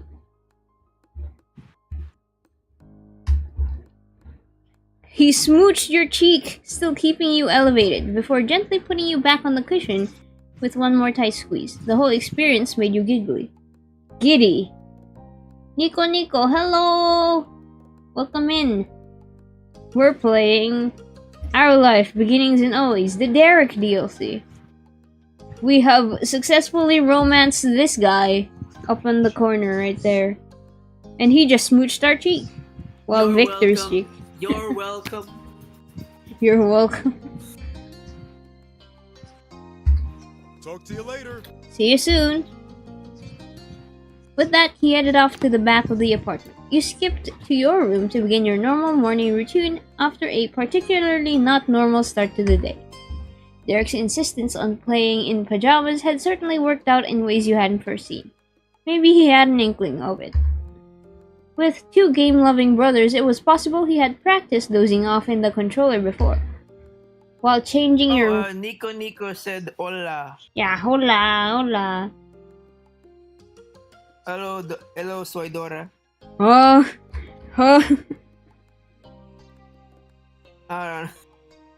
That's immediately the first thought I hear when someone says hola. okay. Soy Dora. While changing your wrinkled clothes, your phone buzzed with a text from your sister. Liz was giving you a heads up that she was gonna pop in to see some friends in the afternoon while she had the chance, but she'd be there to see you off before the end of the day. You typed a quick message letting her know that was cool and sent it. When you finished your morning ritual, you returned to the main area of the apartment.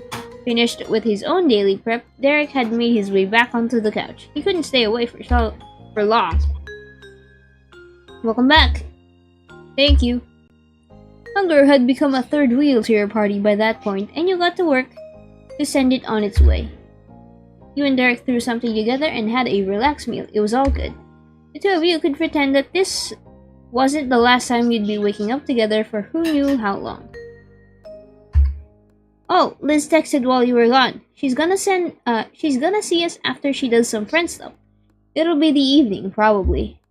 She nodded along, not looking shocked. Liz grew up in the area too. She had plenty of roots to water in that land. Anyway, Speaking of people to see, my family's coming over here today. So is Liz, but we're gonna ask your moms and Mr. Holden still. They're gonna say bye, I bet. They wanna say bye, I bet. Thanks for letting them visit. I'll text them. Of course, it's gonna be so cool to open my own place up to the grown-ups after being their guest a million times. And I love having you here with me. It's like we're living together. For real, permanently. As if you weren't just a guest. Oh my god. Is he suggesting something? Is he gonna suggest something that I think he's gonna do? bummer. Too bad it's gotta end. All morning he'd appeared giddy, excited by your presence. That light still shone through, but averting your gaze from reality wasn't a foolproof strategy. He'd accidentally broken the illusion. He pressed his lips together, tight, and his brows pulled in tensely. Today's gotta be big. It's the last chance. We should do something you couldn't do anywhere else. You braced yourself for the coming conclusion and then smiled. You have the best ideas. Yes, let's do it. Now, how to end this trip on a bang? Wait. He pumped his fist in triumph at his sudden inspiration. You know what we could do? He left you no space to guess and blurted out exactly what he was thinking. Go to the boardwalk! The volume of his explanation got louder as his excitement grew. Sure, it's even further away than the water park, and we'd probably have to leave after only an hour, but we could make it and then we'll have at least been there. No one could stop us, and we don't need anyone's permission. Do you want to go? His pure eyes shone with hopes and dreams. Alright, do you want to go? Hell yeah! Hell yeah! When Derek had good ideas, he really struck gold. Let's get to it. Yes, let's do it. He was halfway to jumping to his feet before he realized where he was. As soon as we finished our food. Obviously. That did not seem obvious to Derek until a second ago. Do we eat on the road or do we finish our food? We eat on the road. We eat on the road, damn. Alright, thrill seeker. Raw dog in it. Oh, alright. Well, you let your anticipation carry you through snarfing bits of food while bundling up anything portable. The dishes hit the sink and Derek waved off washing them now for a change. He raided one of his cabinets for granola and you pointed out some other snacks to take. All in all, you were ready and out the door in 7 minutes. During the drive, Derek's brain was in sharp focus.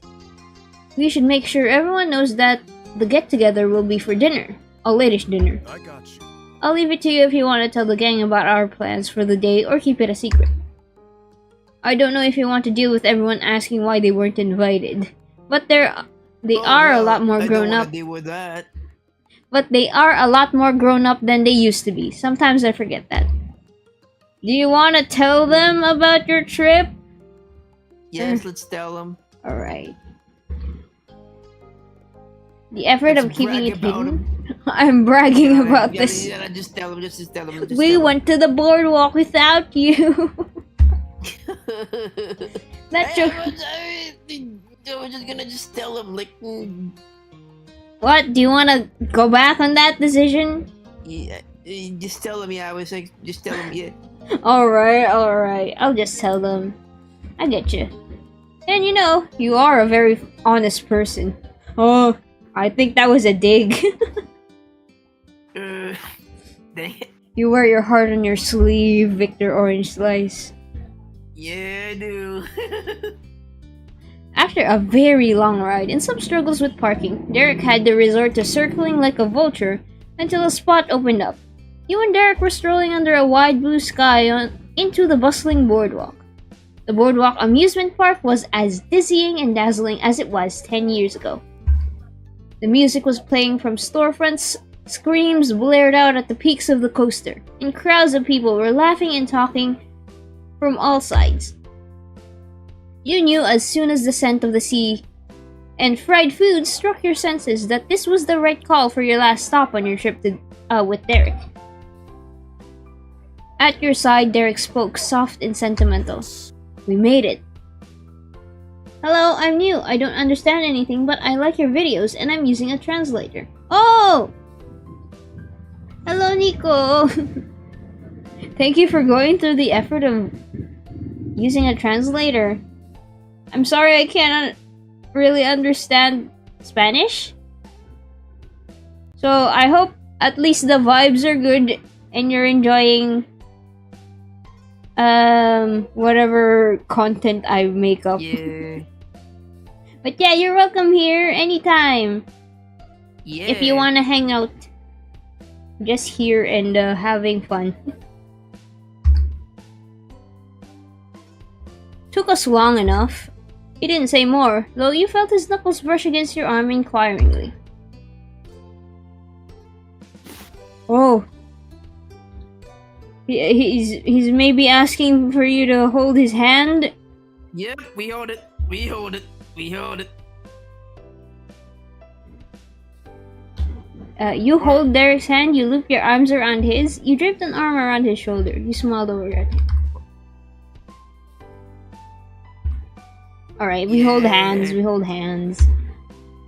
It slipped into his naturally. Now you wouldn't get lost and would be much happier. Together, you stepped further down the path.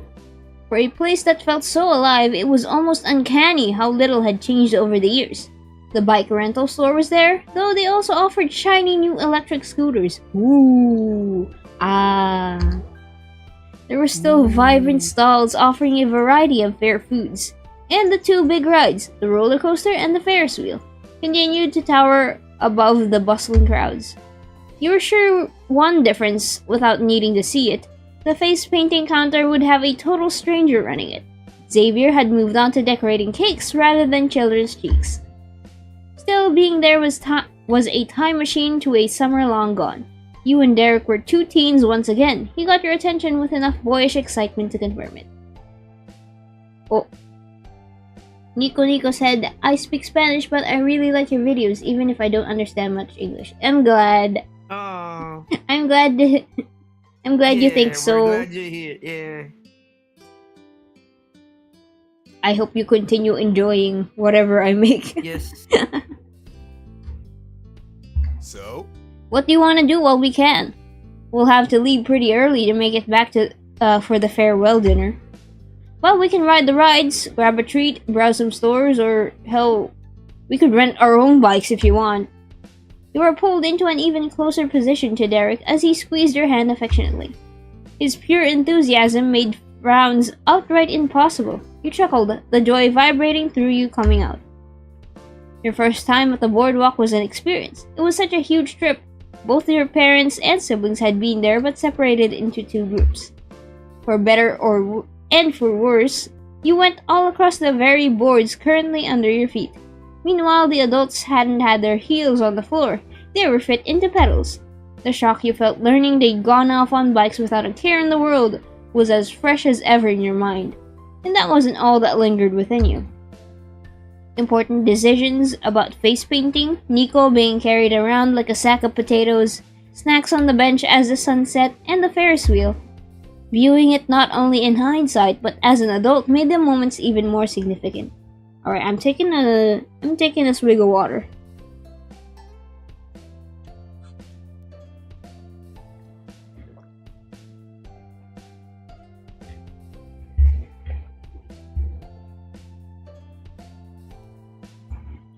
Alright. They were precious. You'd never experience your first time here again, or what it was like to be 13, when the world was only beginning to open up wide. Even so, your thoughts weren't completely tinged in rose. A fuzzy blanket of nostalgia could make you forget how it almost wasn't a nice time, how it only got to stay good because one person cared enough to make it certain it did. How Derek Suarez cared more for others than himself. Aww. That remained starkly true about him more than a decade later. For the brief time you'd been in the area, he gladly let Nicholas direct the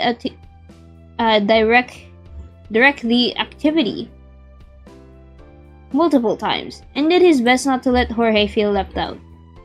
Along with looking out for his own family, he never let that supersede your comfort or wants. And he accompanied your sister too, after he put in all the effort to help her come see everyone. Derek even went against all his good boy standards and stuck into an apartment complex pool for the sake of the group. You were sure he had fun being a part of the misadventures.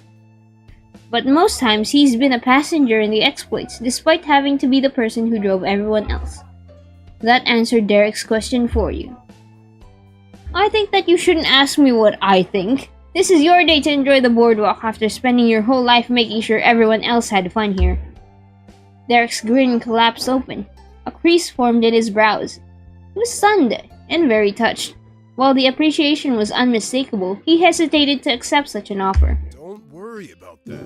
You don't have to do that. It's your vacation. And you must have missed out on stuff too. Every time I hear it, oh. I love your ears. They look very soft. Thank you. I take pride in my ears. Yeah.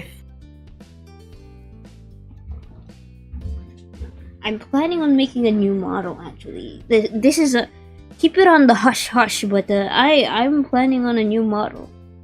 Oh, Mori model update? No, not a full on model update, but maybe like a new outfit? Question mark? Whatever I come up with, but yeah. It's remember when I was talking about something for research purposes? That's connected to it, but keep it on the down low, guys. Alright. Whatever was said that this stream will stay in this stream. Hold on. Whoa! Wait! No! Back to the...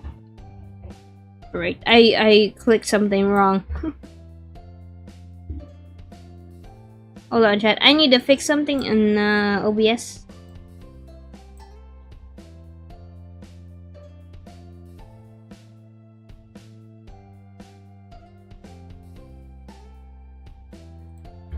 Whoop. There you go.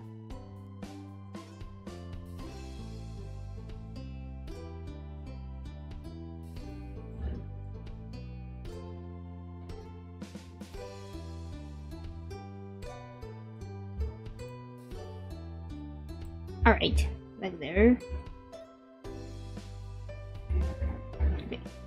I must leave, it's already 1:58 AM. Goodbye. Alright, Nico. I hope you have a good sleep. Oh my god, it's already midnight for you. Thank you for dropping by and hanging out. Riot, are you still there? Yes. Alright. Let's get back to the game. You weren't surprised by that response, but it didn't play like a rejection. He only needed some extra encouragement, like a kid who thought it was bad to open a present before his birthday, even if he got permission from the giver. And it's your vacation too, a working vacation, but still. You're my boyfriend, it's only fair that I get to be the one who puts you first sometimes. Holy moly! I can't believe Victor said that. Out loud! Oh, the yaoi. Oh, the yaoi. I can't... Oh, you're not okay, Riot. I am not okay. I was never okay. Eye contact temporarily failed him. Derek watched his own foot scuff at the spot where one slab of wood met another. A downturned face didn't hide the wide smile across it. Thanks, Victor. Don't thank me yet. Have some fun first. Gradually, his normal confidence returned. It wasn't a mistake, but he wasn't doing something wrong. He could simply enjoy himself, and he would. Come on. Okay then, if you're positive, sure. Wanna get our faces painted? We've gotta start the day right.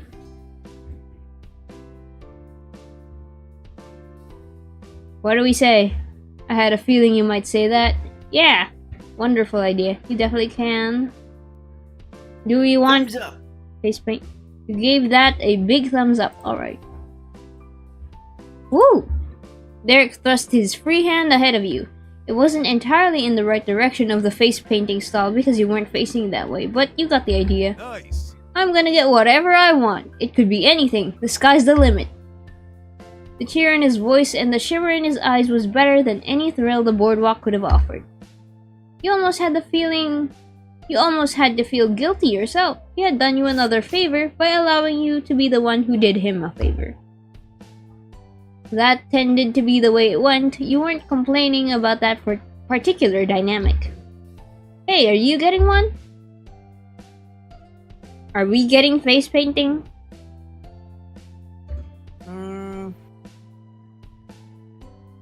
Yeah, why not?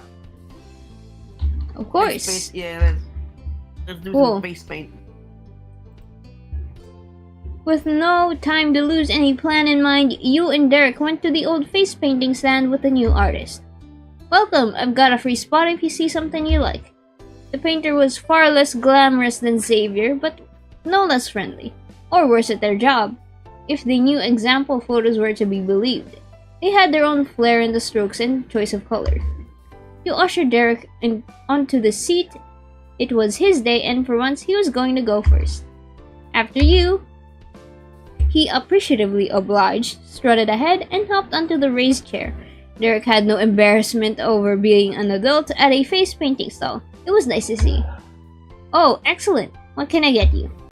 Derek took a polite glance at the offered styles on display, though didn't need any time to decide. How about a shooting star? Good choice. The artist wasn't simply being polite. Well, they might have been, but shouldn't if they were. Derek beamed like a star himself. Nothing could fit better. Taking it from point to point before attaching a long tail, soon Derek's cheek was emblazoned with a bright star streaking across his face. But they hadn't finished yet. The stall had upped its production value since you were last there. The artist added a finishing touch of glitter to the centerpiece and painted sparkles over the basic tail. Whoa! Whoa! It was a pleasant surprise for Derek as well. He'd been sure of what he was getting and ended up with more. Hopefully that would be a pattern of things to come. Thank you. Derek shook the hand of the artisan vigorously before bounding out of the chair to show you. Check it out, not bad, huh? Man.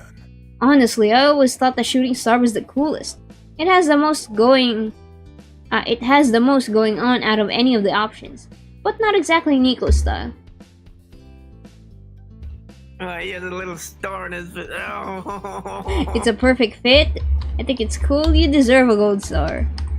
You're a great You brother. deserve the gold star. You deserve a gold star. Oh. He let out a snort while only barely stopping himself from slapping his freshly painted cheek. I hadn't thought about it like that, but I say you're right. But he twisted on his heel and took 2 steps backward. The front of the stall was clear, and Derek was in place to keep watch. Your turn. Cool. Oh no, I already feel the rice. Oh no. Oh no! Are you okay? I feel something churning down there. Oh my god. Are we going to get bathroom riot in this stream? No. No. You walked under the large umbrella that covered the stall and settled into the paint-splattered seat. Hello, what can I get you? It was a difficult question, but after some serious soul-searching, you said, which one are we picking? There's also an option for whiskers and a painted nose, so we get to be a cat boy for a day.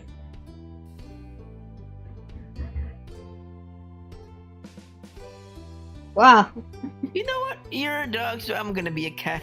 Alright, cat boy it is. Whiskers and a painted nose. Another wonderful selection. For the second time, at least with you and Derek, it might have been their dozenth for the day, the painter put their talent into action. You'd forgotten how tickly bristles felt being drawn over your skin. You wondered how you managed to stay still for this in the past, or how even younger kids did it. It might be because the process wasn't too long. You were in expert hands. While you'd been distracted by the unusual sensation, they had finished.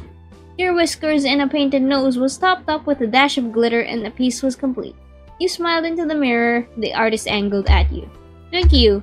It's my pleasure. When you rejoined Derek outside of the stall, he admired the charming composition. You got a thumbs up from him. Awesome. That's awesome. You paid the artist for their work, just you, since you were covering Derek and he certainly wasn't paying for you. Then it was back into the thick of the park. Hold on, let me turn on the lights. My room is getting dark. The clouds, they roll over me.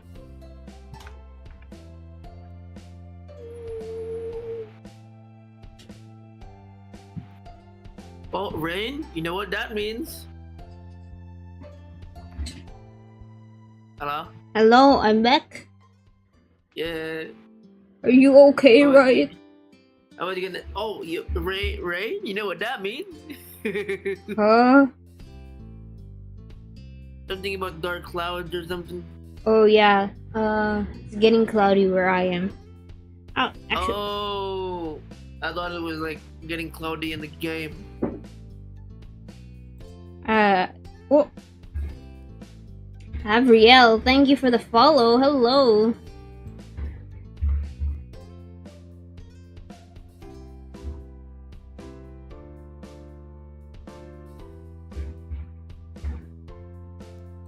Great.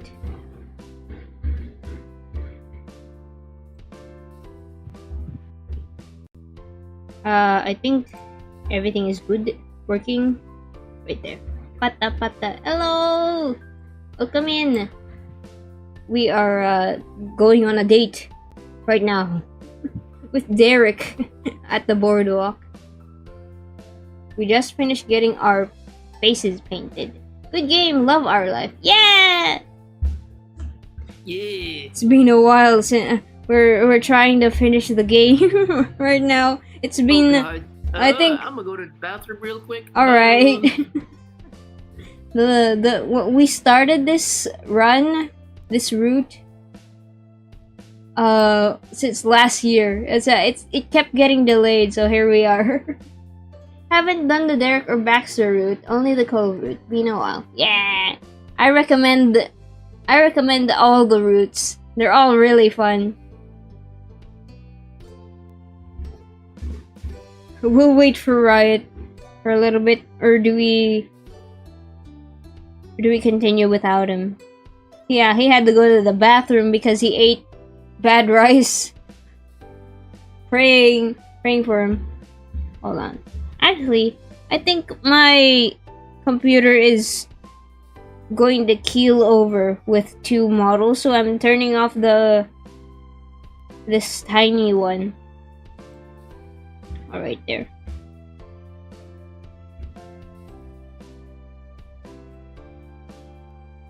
Where is the... Move it over here. And move Riot over here. There we go. I'll continue forward because we're trying to finish up the epilogue within this stream, and there's only like 2 hours left, I think, for my stream. I'm ending at 5 p.m. Derek was on his way, and you were relieved to have him directing the course without a reminder to do so. Since we're here, we gotta ride the roller coaster. And what are we waiting for? Come on, I'd like that. You should definitely do it. I'm not gonna ride. Oh, yeah, we're riding the roller coaster. Alright. Mutual thrill propelled you through the crowd, flying past the souvenir shops and food stalls so fast you could imagine yourself already on the coaster. The line was wrapped around the whole base of the coaster, but neither of you intended to give up. Alright, I'm going to take a sip. I've been yapping for an hour. More. 2 hours, actually, I think. Let me check. Yeah, 2 hours on the dot.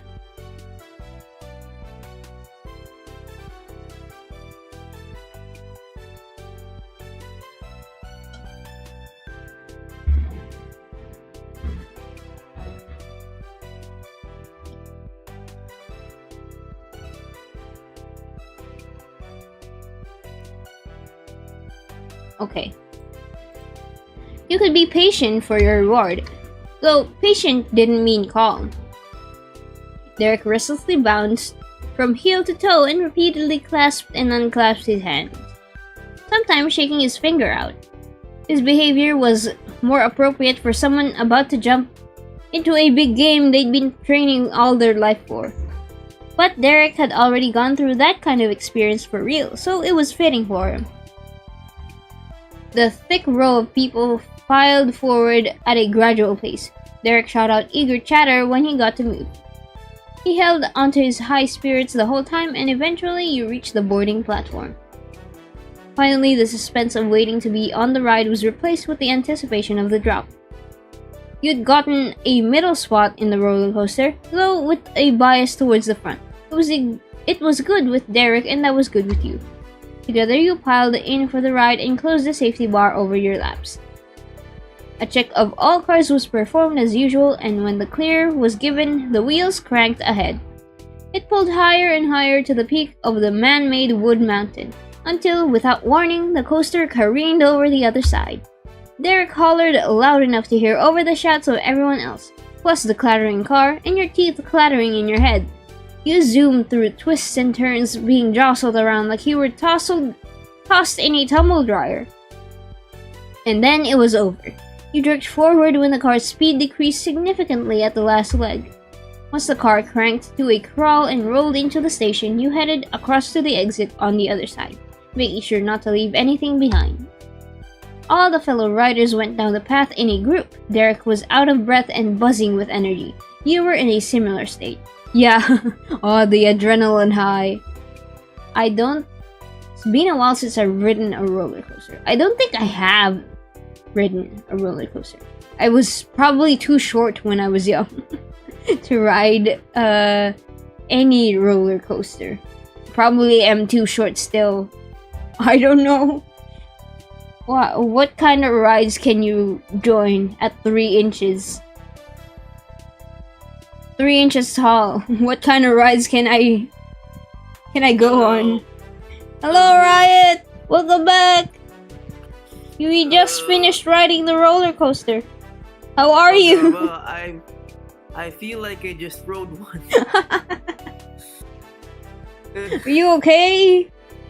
Yeah, I sent you a message. Oh, hold on, let me see. Oh, okay. That's fine. I'll stay as long as I can. Okay. I'll let you know when. Oh my god. Let this be a lesson, chat. Always check if your rice has gone bad or not. Yep. A walking lesson right here.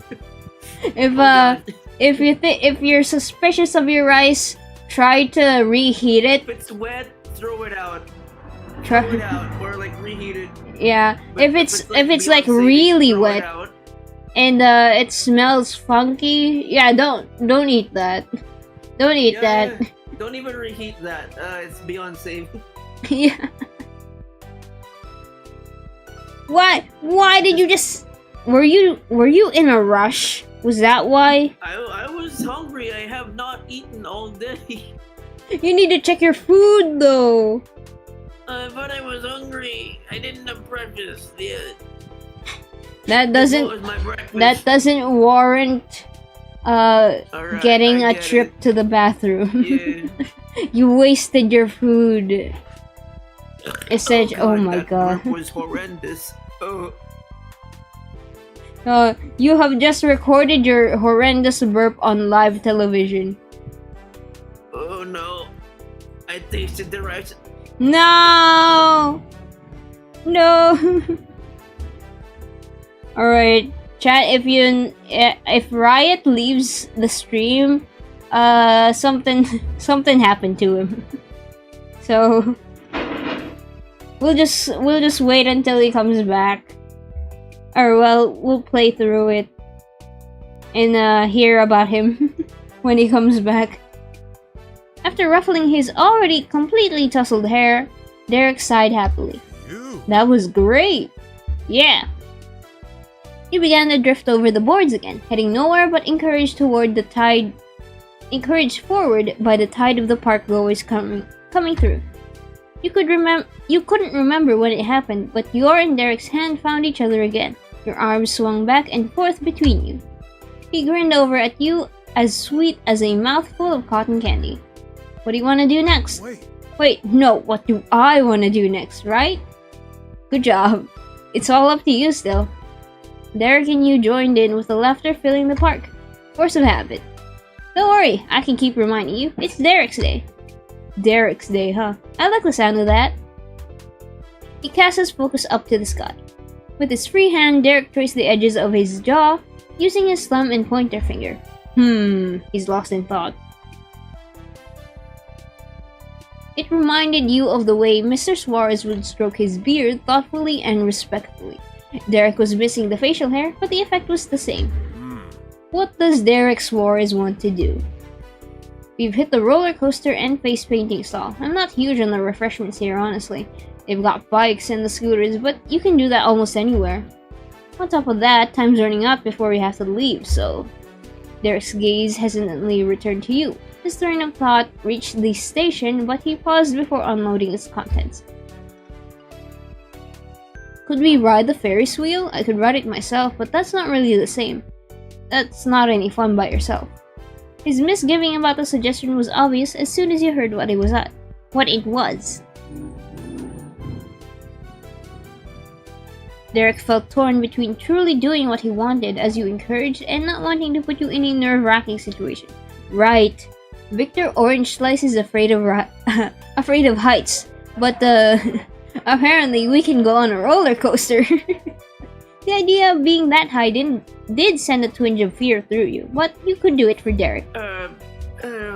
Fun fact, I am also afraid of heights IRL. Oh, we got lore accurate. Oh, shit, I might bow out now. Alright, that's fine.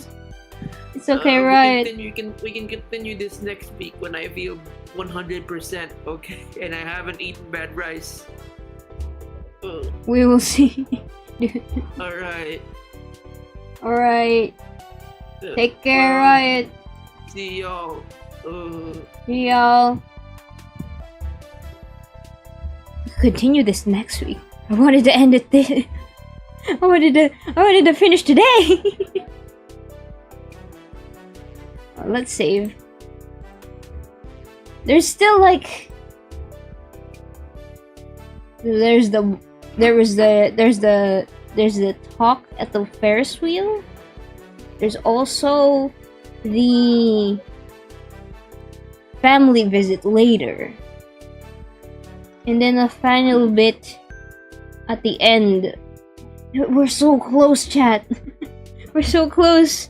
Hold on, let me check with the Riot if it's okay to just finish this finish the epilogue. I can save a thing save at this point and then just replay it for Riot. Replay it for Riot next time.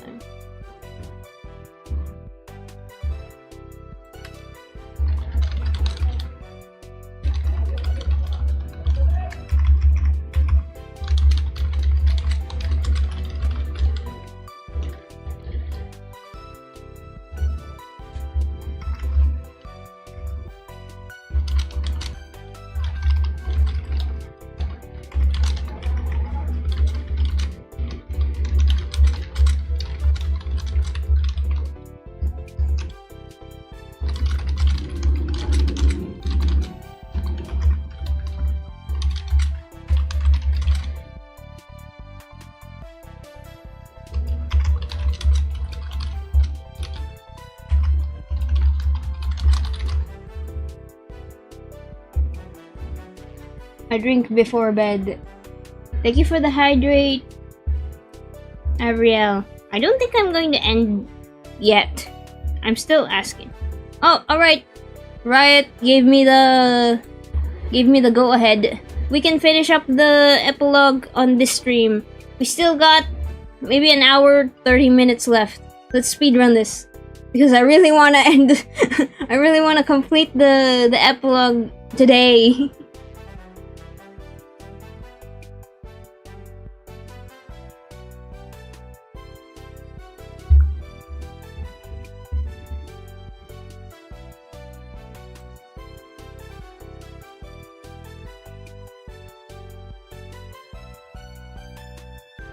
I'll ride with you. Are you sure? Really? You're sure? I am. Then let's go. Derek glanced around to get the lay of the land. You wandered far from the coaster and entirely lost touch with where you stood in the park. But your new target was the tallest structure for miles around. There was no trouble in determining a path towards it. Together you made another crossing of the boardwalk. The line for the Ferris wheel wasn't as jam-packed as the first ride you'd stopped at. Far more guests could fit at a time and was simply less of a draw on the high-energy guests attending that park. You couldn't get on immediately, but the wait wouldn't take long.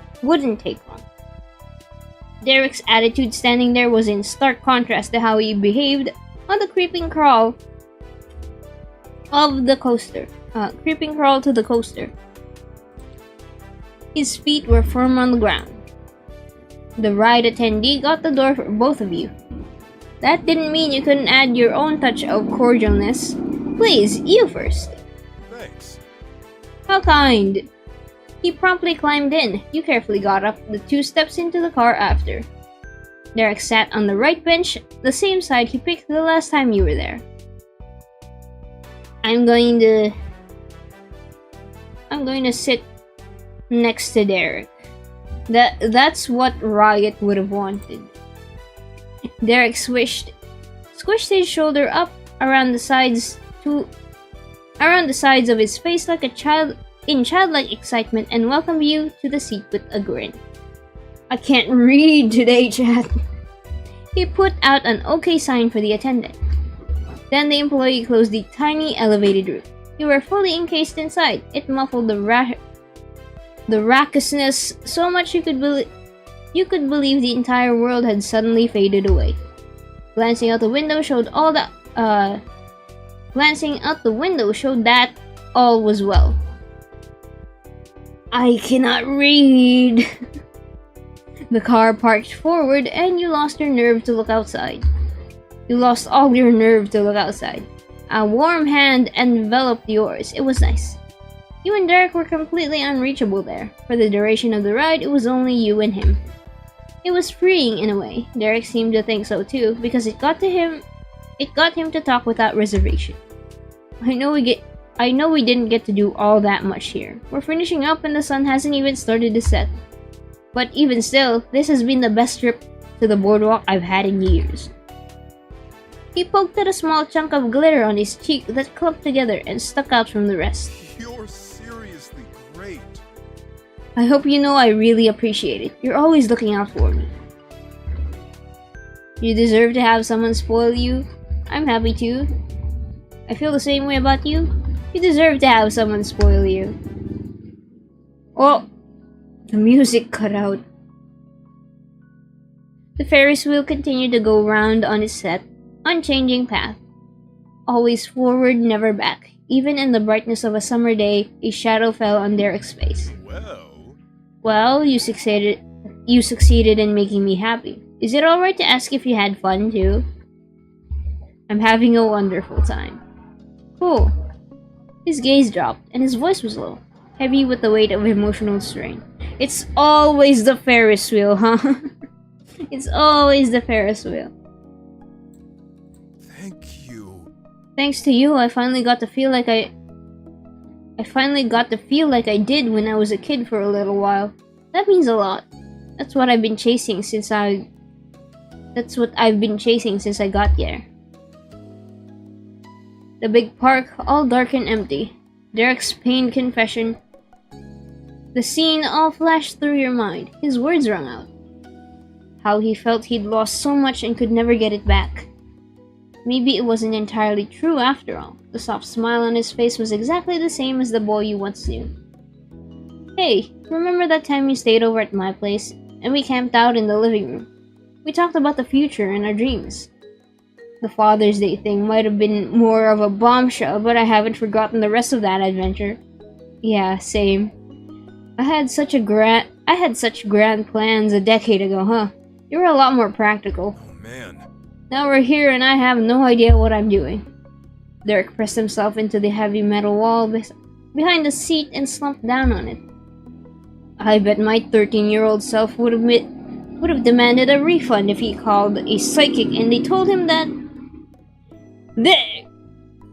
our life has a lot of long-winding sentences that do not give pause. There is no comma for you to figure out how to read the sentence out loud. So I have to reread it like a bunch of times. Which is a problem for me because I can't I can't read. I bet my 13-year-old self would have demanded a refund if he'd called a psychic and they told him what direction his life was gonna go in, and that it would still lead to getting together with you. That's obviously made up. Come on, Derek. Everyone knows you're too polite to ask for your money back. You're right. But I would have thought about it. I've had made a great speech in my head about how it's only fair to not have to pay for a reading like that. Derek's voice faded out, replaced by the sound of his fingers tapping against the seat. One after another, they played a rapid beat like the fluttering of a heart. This sucks. Sucks that there's no way to actually know what's gonna happen in the future, huh? Forget it. At least today was fun.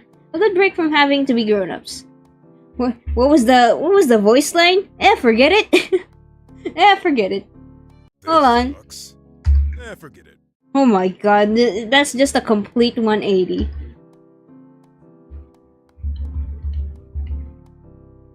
Boo, I want to be a kid too. I want to be a kid forever.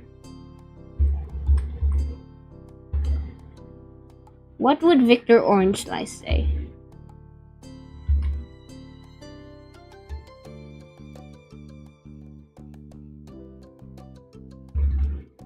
I would just pick this. I'm not Victor Orange Slice. You had to appreciate the attempt at optimism. It didn't stop you from being bummed that it was all over. Well, I can't do anything about that dream, sorry. Too bad. He grinned, staring at you head on. Hey, you should come by again sometime. Whenever you want to. Or can, anyway. Whenever? You sure about that? Yep. Leave it to me. It's my apartment. I'm an adult. And I can say that Victor Orange Slice is allowed to visit all the time. He declared it proudly, with a full air of haughtiness. Haughtiness. Does that pick up on the Google text-to-speech? Haughtiness. Haughtiness.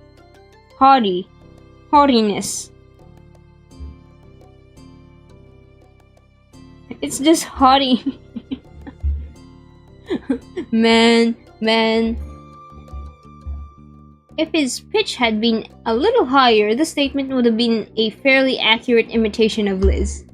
It was all more than a little silly, but the smile growing on your face stopped short of becoming full. Derek's bold-faced confidence was only pretend. Regret remained hidden behind every smile. I'm not gonna be too busy for you anymore. I've figured out what my actual priorities are way later than I should have, but I did. I swear. Part of that is being someone you could actually count on again, so my doors are always open. The truth is... Since you've been here, I've finally started to see a future I want to have. I've thought about it more and more, and it keeps coming back to the same thing. I don't want to be this far away from you. That was it, all along. The entire time you'd been staying with him, and even before you'd actually arrived, those were the words Derek had been holding back. He didn't restrain them any longer. I was hoping to be closer to you when I lived in the next city over. Being neighbors was my dream. I wasn't totally kidding about that. But I wasted all the years we were being at a manageable travel distance from each other. I pushed off facing you for real until I reached a perpetually moving goalpost. I regret that. I still do. I don't know if it'll ever stop pissing me off. Derek caught that his long-held anger began to carry him. He squeezed his eyes shut and forced a shaky, though steadying, exhale out. That's not what matters, though. I can't redo the past. I've got to focus on what I can do. And what is that?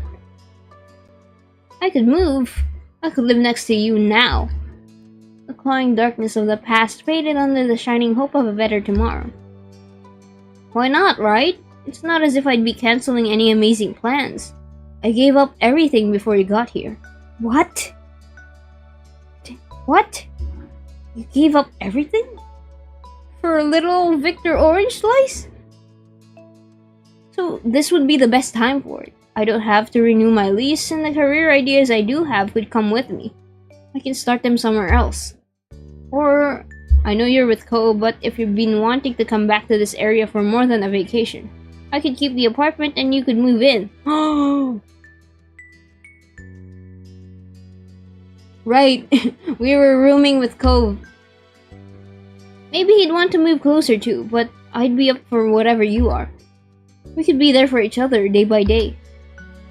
For the first time, Derek had expressed the whole and honest truth of what he wanted for his life, for himself. It wasn't about his family or only for your sake. But even then, Derek couldn't help pre-compromising his preferences. He doubted the appeal of his hopes to anyone other than himself. Don't worry about that. I get if you think it'd be overkill, or you're still worried about how it'd work out. It wouldn't have to be forever. He winked, cheeky and familiar. Whoa. I'm not asking you to marry me again. Maybe it lasts for only a year and we'll have new plans. I'm gonna need time to figure out the long term either way. So that's it. Derek's new plan. What do you think?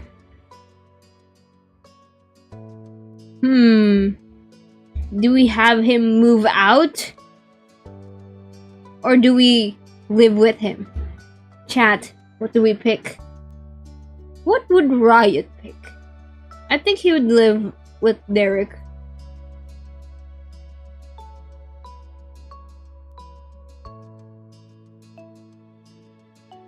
Are you kidding? I'd kill to live in that apartment. Would it really be alright for me to live with you? I don't think it's a good time for either of us to move. Impulsive. This is an impulsive plan. You just moved into your new apartment. Maybe we could move in. Yeah. I think Victor Orange Slice would love to move in. It was obvious as soon as he said it, you questioned why it took this long to realize you could simply be near each other if you wanted. Yeah, you're adult. You can make adult choices now. The next instance, you remembered why. Neither of you pictured the other feeling the same way.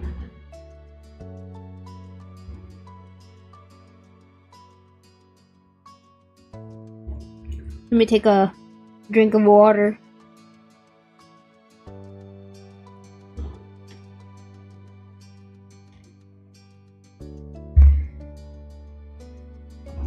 You imagined Derek was pursuing his sports dreams and never could have interrupted that.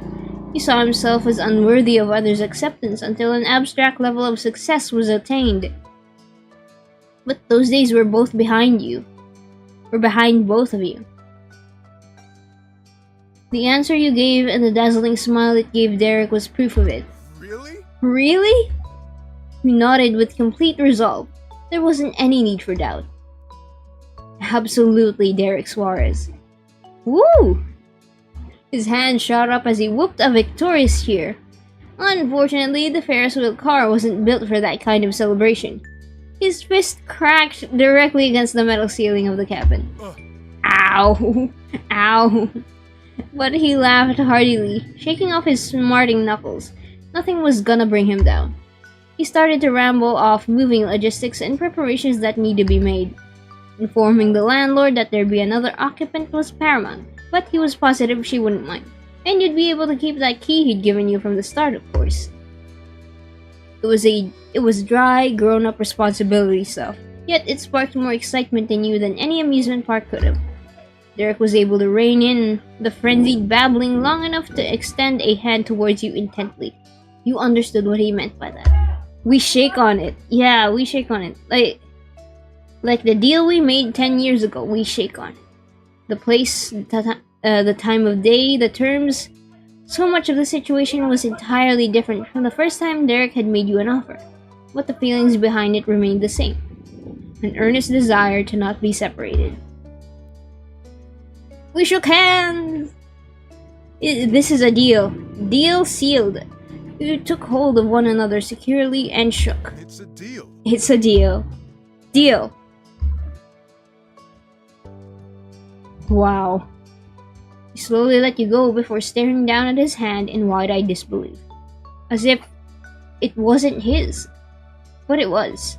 Derek had taken his own life into that hand of his. You believed he wouldn't lose hold of it ever again. I actually did it. His scuffed fingers curled into a fist. Then he lifted his intense green eyes to your face. Derek had grown, and he'd held himself back. He'd changed, and he'd remained himself. He'd developed into an adult he should be proud of, and he was still the boy you met 10 years ago. All was true. It was all true at once, and it made you happier than you could say. I'm feeling better about the future already. Thanks, Victor. Derek had gained a genuine confidence. He trusted his own decisions now. He trusted his own decisions now that they were made to seek the best instead of hide from the worst. Nothing in the world was more heartening than that. I am too, Derek. Derek satisfyingly stretched out his arms in front of him. He'd learned his lesson about moving them higher. Well, I might not actually know what I'm doing with my own life, but I've at least got a nice apartment in a great location with a balcony and my favorite people all around. Yes. No idea what I'm doing with my life. I can agree with you on that, Derek. I'll take that as a win. You shook with the swaying of your personal cabin and of laughter too. Derek snickered himself but clung to a piece of the prior seriousness. It is a relief though. Feeling good about sticking around here is more progress than I had a few days ago.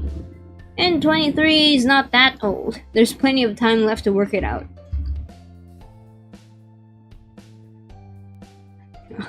23 is not that old. The world is our oyster, Derek. You know it. Looks like it. You're usually right about stuff. For the first time in his waking hours, Derek was completely at peace with himself. Chat, what do we do? Chat, what do we do? What would Victor Orange Slice do? What would Riot have us do?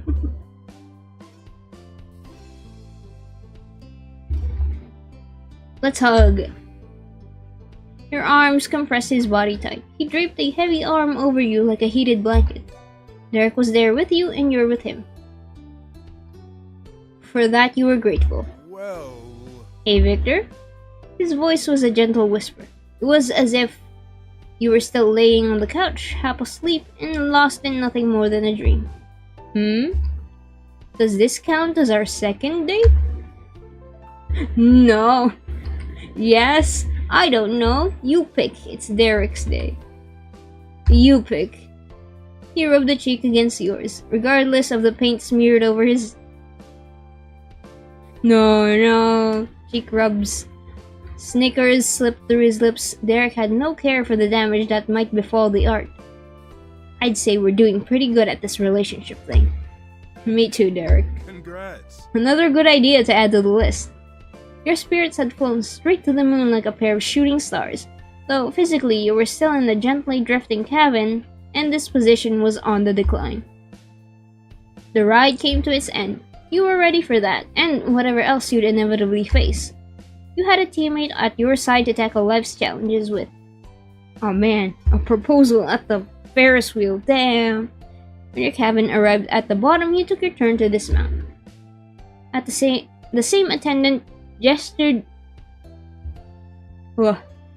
toward the tall framed exit gate and thanked you for coming. Doing as instructed, you left the Ferris wheel behind you. Derek took wide, peppy steps to clear the way for the next passengers to get through. Whoa! Then he abruptly came to a complete halt. What time is it again? I completely forgot that was probably gonna have to be our last stop. He was glancing all around, as if he'd be able to spot a clock floating in the air with enough persistence. Eventually, he recalled he owned a cell phone. You discreetly chuckled while he dug it out of his sweatpants pocket. Yep, damn, we gotta go. We might be pushing it a little already. You've got people to see. Derek shoved his phone back into its place with a thirst sigh. The second I have fun being responsible goes out the window. I'm sorry. Hey, it's not like I was doing any better. We were both enjoying ourselves. No one's gonna be mad. Plus, me leaving is only temporary now, thanks to you. Exactly. Exactly. You'll get to see the bros, mom and dad, and your parents whenever you want soon. Let's head out. Together, you bound across the boardwalk one last time. The energy still filling the area was thrilling, and the rush made it easier to leave it behind. Soon you were packed into Derek's car and on the long trip home to truly your home. After having made the most of the afternoon you got. On the long drive back from the park, there were moments of conversation and of quiet, of reminiscing about the past and imaginations of the future. Of course, the now upcoming move was a major source of discussion.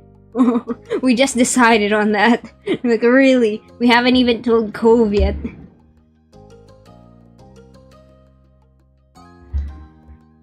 Do we tell everyone about the plans, or once the details are figured out? I don't know. I think it'd be better to like tell everyone once it's locked in, because sometimes plans fall through and it'd be terrible to keep people's hopes up. You determined it would be best to tell other people once the details were figured out. You'd have questions you might not be able to answer, and you wanted to be ready when the news had to be shared. Sitting in the passenger seat over those hours, you sometimes felt as if you hadn't left that Ferris wheel cabin in the sky. The atmosphere of Derek's car had a similar way about it that made you feel disconnected from the rest of the world. No one else could reach you or him, and you could say anything there. But there was a major difference. The peace and comfortable stasis was only an illusion. You weren't on the slow, unchanging path of the park ride. Derek was speeding down a California highway on a race against time. There was a party at the end of the road, and Derek was never one to be late. When he finally pulled in the apartment complex's parking lot, the car was silent. Its leg of the relay was over, and the frantic whir and rush had to be carried on with your own flesh and bones. Not a moment was wasted, snatching up the few belongings you had brought along and booking it towards the building. You passed no one in the halls.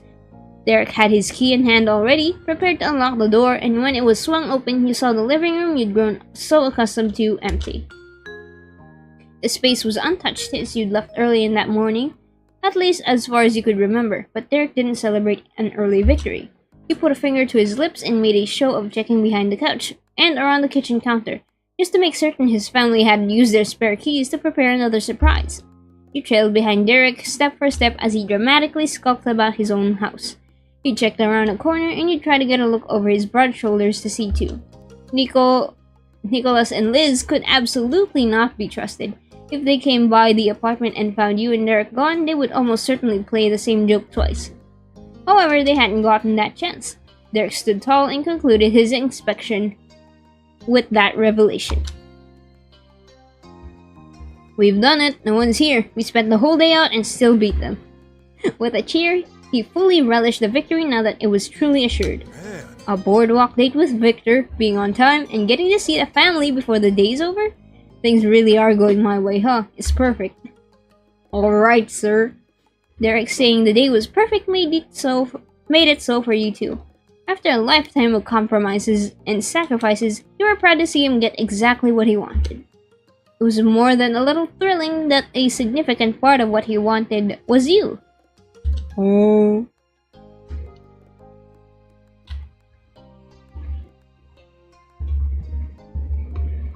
I'm so glad we got to do this. Yeah. His voice was gentle, and his gaze soft with affection. But as Derek came nearer to you, the warmth shot up to sultry. Oh? Huh? Huh? With a single spark, it would burst. you're seriously great. You're a great boyfriend, I hope you know. Liz had been so certain none of the Swar's men could woo anyone. She would have had to eat those words if she ever saw Derek truly put his mind to it. Bro.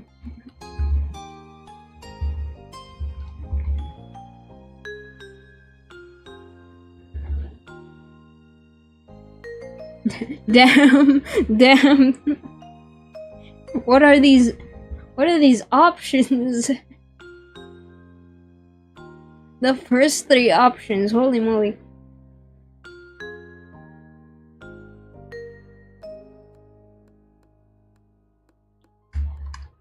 Are you certain it's perfect? There's nothing else that'd be good.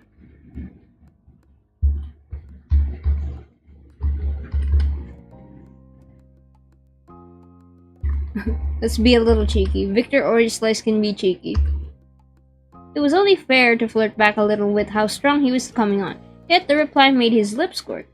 He's doubted his ears and nearly lost his composure. Oh! You are weak, Derek Suarez. What he didn't do was quit. He didn't tell himself or you he was wrong or there was a mistake either. Instead, Derek held up his coy smile with the confidence he'd managed to soar away for emergencies and indulge in further romantic pursuits. Holy moly. No. Damn, I'm not reading that out loud. I'm not reading that out loud. Once again, he closed in on you. This time until you were near enough that your noses almost touched. Cute. It's pretty convenient we've got the place to ourselves for a minute, huh? Very, very convenient.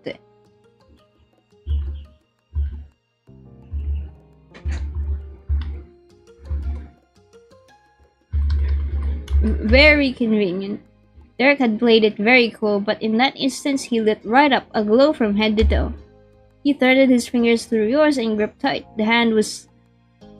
There wasn't a trace of pre-game jitters, only excitement. Holy moly! Before anything else, maybe I should wipe the shooting star off my face.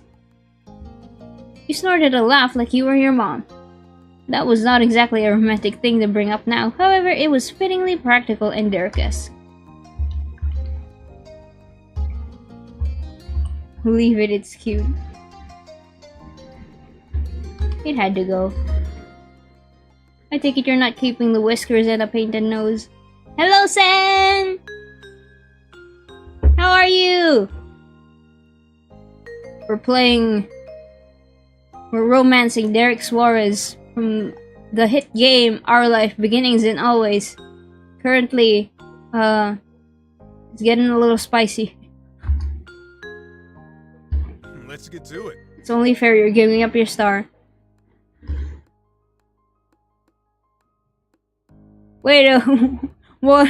Hold on. What? Why are you? Can the guests interrupt, please? We have guests over. We're going to have guests over. So can the guests start interrupting now, please? I'm good. How are you? I'm doing great. Great. Well, good enough. It's still really hot, even though the sun is set. And my nose is itchy.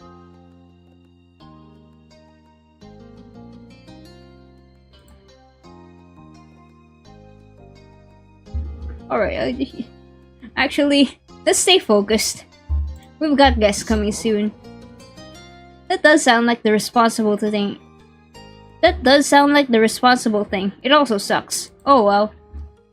Derek let out an eerie laugh. He'd kept the mood positive on the journey home, but comparing the Derek standing in front of you now to the one moments before made it clear he'd been holding back. You'd cut it close with the timing and come through unscathed. You ready?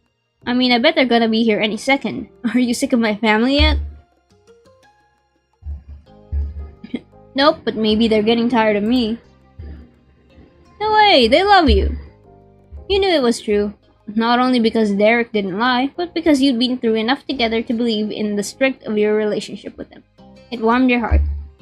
He smiled fondly, watching over you. And then Derek raised a wry brow. Hold on, I'm gonna text the group chat. I'll ask those slackers where they're at.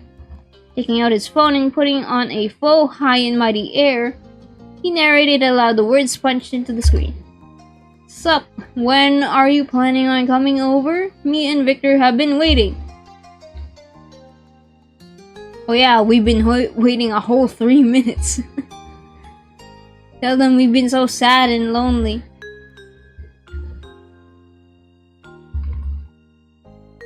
We've been waiting a whole 3 minutes. Exactly, how inconsiderate. He tapped away, snickering. Each line took twice as long as it would have if he slowed down to avoid typos. Or didn't care so much about going over to fix those mistakes. But he was a proper speller even through text, and even when kidding around through text. You got the brilliant idea to send your own family a similar message of phony indignance at their arrival rate, but you were honestly wondering when they might come by. News got back to you immediately. Liz was having a friend take her, and your parents were on the road as they typed. Mom made sure to note that it was all three of them making a trip, Cliff included. Yay, Mr. Holden! My parents and Liz are already coming. It shouldn't be much too longer. Awesome. Oh, Derek's own phone finally pinged after his rapid-fire messages. Jorge replied, "He's at my parents' place, and they're all gonna drive down. They'll be here soon." Wait. Well, that's it, team. Everything's all come to get. Wait. The easy smile on his face evened out into a bemused line. His brain was working, and then his mouth dropped open in a terrible realization. Didn't I invite them over for dinner? We don't have time to make food. You could set out snacks, but what kind of dinner party is that? I said that so we'd have as much time as possible at the park. I wasn't considering that meant we'd actually need a dinner. Shoot. We don't even have enough food in the house for how many people are coming. Do we just order? We can make this work. Yeah, exactly. It's fine. I've got an idea. We're gonna get takeout. How about pizza? And the other stuff places like that have. Salads, wings, so on. Good idea. Awesome. Cool. He held out a satisfied thumbs up. I've got a few places in mind. I'll check the hours. Wanna see? He switched over the tab on his phone to search food near you. You got to look through the pictures of expertly prepared wood-fired pizza. Content browsing continued until the doorbell rang. Alright, here we go. He stuck a finger forward in demonstration of where he was headed, then strolled over. Derek swung over the door, as upbeat and unflappable as ever. You wouldn't have ever known he was the same man who invited two families over for a dinner party with no plans of preparing a dinner. Hey. Hey, good to see you. Thank you. The whole Suarez family was there, crowding the narrow space with smiles on their face. Hey. All four of them. I'm also here. Her own family member shouted from the end of the hall. She was speed walking to join up the rest of the group. Hi. Liz arrived at the door promptly, her lips curved. I see you've been very busy today. Oh. No! Wait, no! Wait! Oh, the agony. Face painting! We forgot to wash it off! Nicholas and Jorge smirked beside your big sister. Everyone had noticed the big glary star painted across Derek's face. Anyway. Right, we were busy, but you've come at a good time. Victor and I were just getting over the game plan. So? What is the plan? We're gonna get pizza, my treat. Woo! Woo! Thank you, my wonderful son. That's very thoughtful of you. Works for me. Derek's last-minute solution had gotten full marks. Speaking with the self-satisfaction of a man who winged a final exam and still passed, Derek pretended this had gone as he intended all along. I figured. I thought you might feel that way about it. Let's not order until everyone is here. Victor says Mr. and Mrs. Orange Slice and Mr. Holden are gonna show up soon. Murmurs of understanding circulated as the group filed into the apartment. Derek took the role of host with vigor and encouraged his guests to get comfortable. They accepted the hospitality and seats were taken all around. How was the boardwalk? Mr. Suarez spoke entirely casually when he mentioned the unmentioned. No reason to wait for it to be said directly when it was literally written over his son's face. Yeah, how was it? Alright, Nico. Nicholas's repetition was far more exaggerated. There wasn't anything pouty about it, as there would have been only a few years ago, but he needed to make his presence known on the topic. You couldn't be allowed to forget that you went to the boardwalk and he did not. We had a great time and talked about some very important things. Wonderful. That's wonderful. Good for you. Nicholas shrugged. He'd matured enough to not demand inclusion in every activity Derek or Jorge did, even though he still wanted to. Soon another sharp ring of the doorbell came. You and your sister perked up at the most at that sound. It had to be your parents. Liz regarded the fact that this was not her apartment and headed straight over to answer the door. You hurried to catch up with her. Yay! It's Mom's! Liz tugged the handle, and there on the other side were the soft faces of your sweet mothers and a more sharply featured, but no less kind Mr. Holden. Many hellos and good to see yous were said in succession as the Orange Slice family joined with the Suarez clan in Derek's living room. The whiskers and painted nose and stars still clinging on your face, your and Derek's skin brought a few chuckles into the mix. It's a real party now. Not yet, there's still one thing missing. Let's talk toppings. Ah yes. Pizza orders. We're getting pizza if that's cool with you. Yum. That's fine, sweetie. No complaints here. Nice. Perfect. With that size of a crowd, I'd say we should get 3 large pizzas. A round of suggestions and debates over the most ideal topping splits commenced. More than one person wanted meat and veggie supreme. The Suarez parents both loved that one, and it had grown on their sons as they grew. Most agreed that having at least a couple simple options made sense, and Derek declared he'd get his favorite chicken barbecue since he was the one making the order and couldn't be stopped. No one else in the group had any intentions of ruining that for Derek. It was incredible to see him decide on something purely for himself. That's how the plan of 1 full meat and veggie supreme pizza, a half cheese, half pepperoni pizza, and a half chicken barbecue pizza was determined. What do we... You left the last half up to the rest of the group. How about Alfredo for the last half? Yeah, Mom. No objections surfaced, and some extra stuff. Like garlic bread. I think, was it?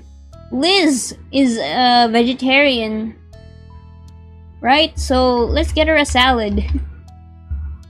Whoa. Wait, that's too many. Salad, garlic bread, that was all.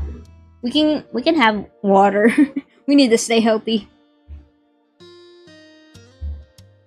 Nico and Jorge were emboldened by your special request. They hadn't realized that was an option until you broke ground. Each of the younger Suarez boys asked their big brother for a soda, root beer for Jorge, and orange for Nicholas. Derek gladly accepted the request. After it was all said and done, Derek made the call to the local pizza place. He had it arranged for delivery. He glanced over the attendees once he finished that task. Oh yeah. Got some time to kill. Can I get anybody a drink? That goes for you two already getting something too. You don't have to wait to hydrate. What a kind host. Requests were made for water, seats were taken to settle in, you got comfortable on a couch yourself. Derek collected 2 armfuls of water bottles. Do you not have glass cups or something? Derek, why water bottles? Damn. And you live next to the ocean. Horrifying. He went around the room, passing drinks to each person, even those who didn't ask for one. It seemed staying refreshed was not an option after all. It was an order. You and the others near the coffee table got served first. He went around the dining table to catch the ones hanging out there. It was easy to pass the estimated 30 minutes before the food would arrive with that crowd. Derek chatted with his father about what ultimately happened with the luncheon.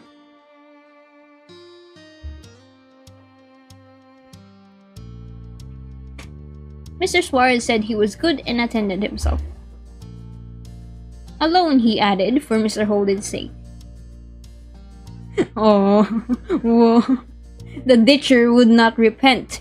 He merely gave Mr. Suarez a hearty thanks for that, with an unspoken promise that it wouldn't happen again. Holy moly. Both fathers laughed. Derek was proud of his pa. possibly for the first time. Growing up, Derek was in awe of his father.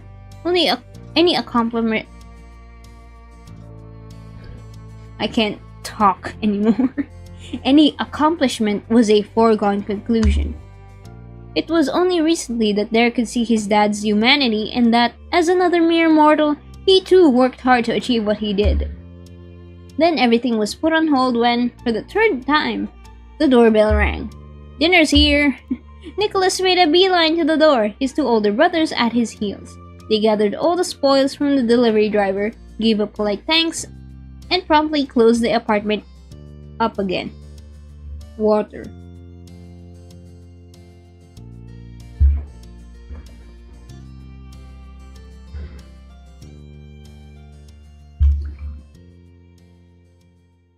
Jorge and Nicholas peered into the semi-opaque lids to figure out which drink was theirs. Derek specially handed you...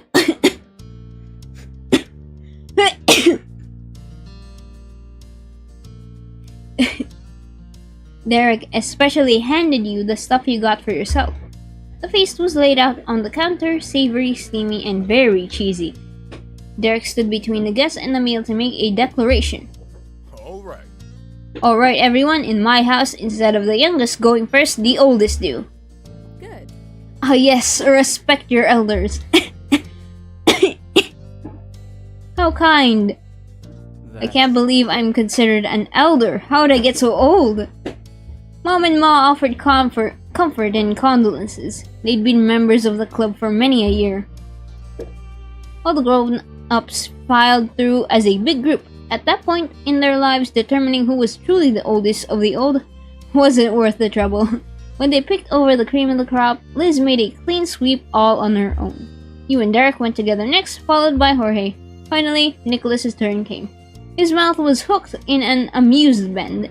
Being last was a novelty, and he took his sweet time picking out slices he wanted. Why not? He wasn't holding anyone up. Eventually, Nicholas selected his dinner, and the chairs around the apartment were filled with happy guests whose plates were equally full. Good food and pleasant conversation were enjoyed in Casa Derek. Nico went back to the boxes for seconds and thirds without needing anyone's permission. After eating, Jorge moved from the table to chat with Liz away from the parents. Nicholas abandoned the last bites of his fifth piece of pizza to scurry after his big brother. Holy moly. Derek stuck next to you as a rule, but there were cases when an exception was needed. Well, this is your party and Liz's, sort of. I won't hog you. You should get to see everyone who's here to see you. I'll be around. It was true, the two families had gathered for you and your sister on the final day of your trips. On your end, the event had turned into more of a welcome party than a farewell, and Liz was still leaving, and you didn't know for sure when you would be able to actually move. The time you had now wasn't to be missed. Yeah, I will. Thanks. Derek took a step back with a nod and a wave. He, at least, was someone you'd certainly see again soon. Let's check on our moms and Mr. Holden. Your parents remained at the dinner table, sipping on their water bottles and pretending to be nonchalant. Nonchalant! They sent too many fervent glances between you and Liz to be convincing.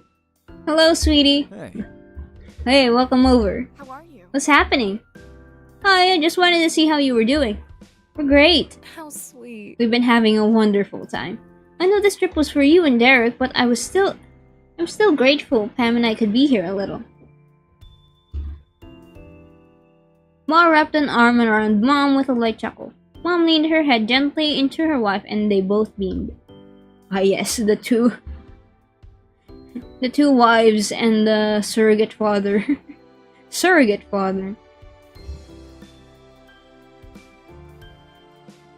Father figure. Time together is more important than time apart. Every bit counts. Well said. I feel the same way. Aw.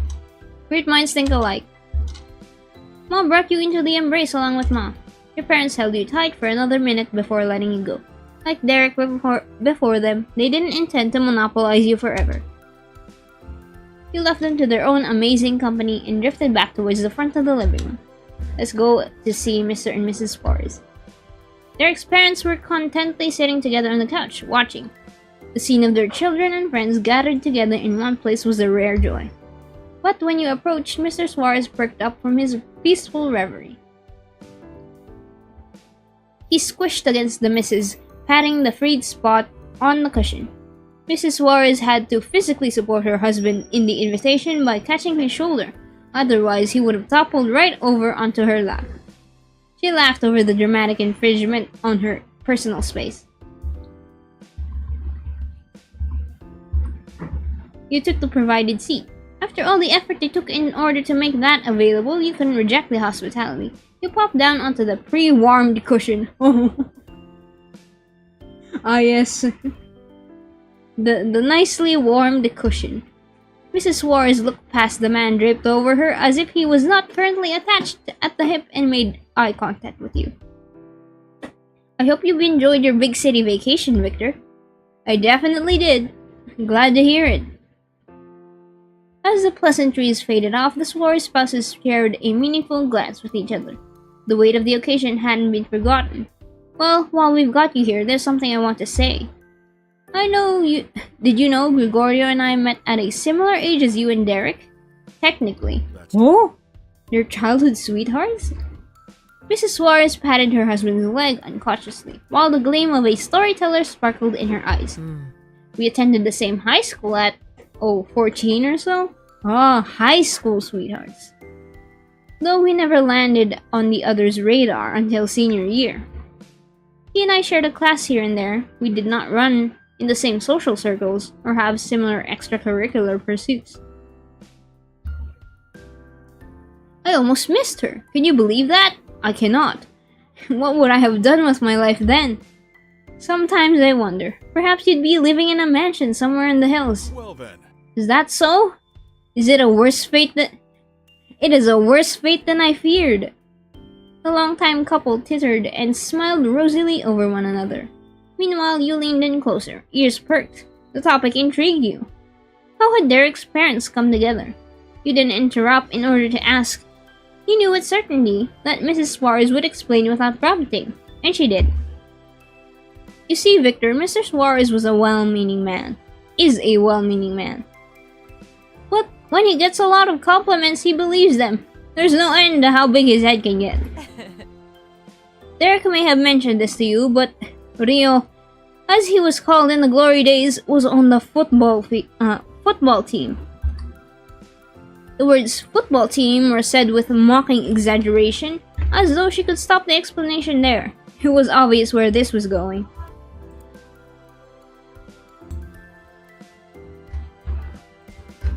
He and all his footballer buddies had quite the egos and were such a clique. One completely random day at the cafeteria, him and his boys were acting like the gods on earth they thought they were. They talked big and it was all crap. I see. Mr. Suarez was the overly confident jock. I see. I spent my life tuning the whole set out, but that time I must have been sitting closer to the noise than normal, or in an unusually petty mood. Whatever the reason, I began to gab with my own friends intentionally loud enough to be overheard. I said with exaggerated, wide-eyed innocence how strange it was that the jocks acted as if they were the greatest men alive. Wow, that's stoking the fire.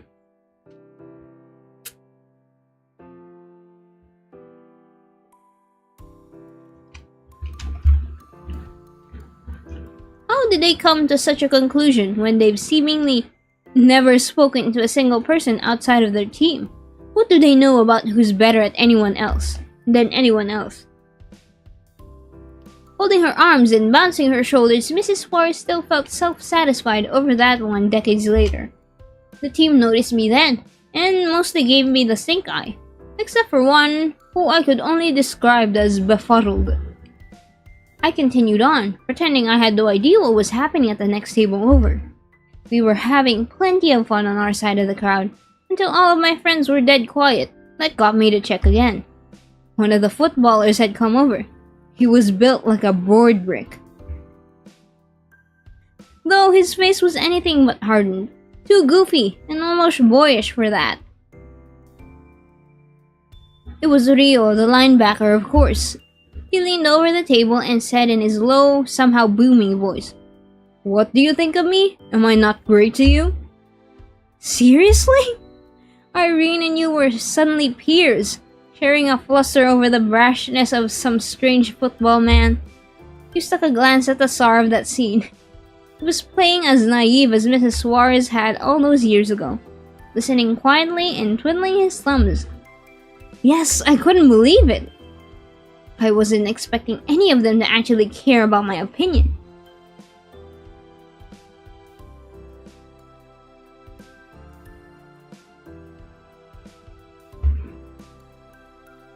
Oh, hold on. I'm having a little trouble. The obvious thought would be that he was trying to intimidate me, make me take it back, but he asked with so much earnestness I didn't even consider that possibility. I shot out instantly that I don't like you, I don't know you, but I couldn't say I wouldn't like a man simply because he was on the football team. That's pathetic. Ping-ponging from the shock to indignance, the outpouring of emotions reached its peak. Irene could be worked up no longer. She wasn't really a young lady recounting this for the first time. She knew the end of the tale, and despite being grown, it still put a schoolgirl smile on her face. Well, Mr. Suarez here had such a frown when he heard that. Truthfully, Derek looks the exact same way when he feels rejected, so you likely understand the position I was in. Someone so bright and bold with a face like that isn't right. It's as if all the joy in the entire world had vanished. That was too much. I looked at him square in the face and said, I wouldn't give him the time of day for that, but I might be willing to get to know him sometime because he was decently handsome. Whoa! Alright, Mrs. Suarez. Oh, she laughed. That was such a gleeful laugh. Of course, that soothed Rio's delicate soul, and he said, then we should do that. We are people who should know each other. Whoa. When he grinned down at me, I knew this was more than I bargained for. I'd better prepare. If he didn't forget about me, I wasn't sure I'd ever have it in me to give up on him. But so far, it never come to that. And it never will. Rio had been so quiet the whole story. He simply needed to burst in at the end. I cannot remember seeing Irene before that day in the lunchroom. Yet as soon as I did see her, I knew I wanted her to think well of me. If she didn't, I must have been doing wrong. Oh. I am thankful you approve of me still, even though I sneak our son's extra treats and cheat with our video games. I can't be a bad man if Irene can look past it. Mr. Suarez hooked a hand around his wife's. You'd bet the grin he had in that moment was the same one Irene had originally fallen for. That's right, you're a good man. No buts or qualifiers went along with the praise. She wholeheartedly expressed approval of her husband. You could see it go straight to Mr. Suarez's ego. Irene didn't take it away from him. The sweethearts were completely enamored and absorbed with one another. Yet Mr. Suarez managed to pull her focus off the stud of her heart to address you again. It had to be serious. Thank you for listening to my self-indulgent story. What I really wanted to tell you is that I'm relieved Derek found someone who appreciated him for who he is. The weight of those words fell over you. She knew what happened with Derek, and she knew that you were with him regardless of what happened with his career trajectory. As his mother, it meant a great deal to her. Welcome to the family, Victor. Holy moly! Holy moly! Thank you. Hand in hand, the two wonderful people who raised your amazing friends smiled over at you. You got to enjoy a little more quality time with them. Eventually, they requested a moment with their eldest child, likely to share the same sentimental matters with him. That wasn't something you'd stand in the way of, and made room for the two to have a special parent-to-child chat. And now for the siblings. Jorge, Nicholas, and Liz were gathered in a corner of the room, fully engrossed in conversation. Jorge's hand batted in the air between the group as Nicholas jerked a finger about. "What's up, you three?"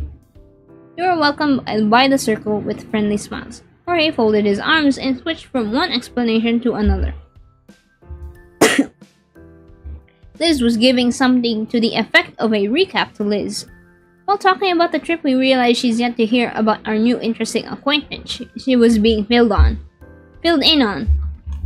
Apparently, the savior person running some bakery used to paint faces at the boardwalk. Small world, huh? There's no end to the odd connections you end up making with people. Yeah. Yeah, we were getting philosophical. Oh.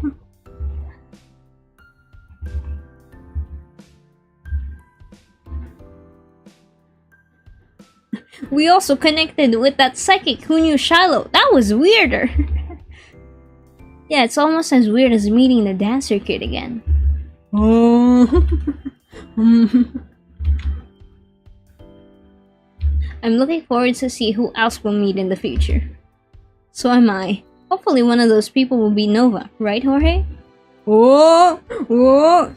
Liz, well, probably. You'll see each other at some point.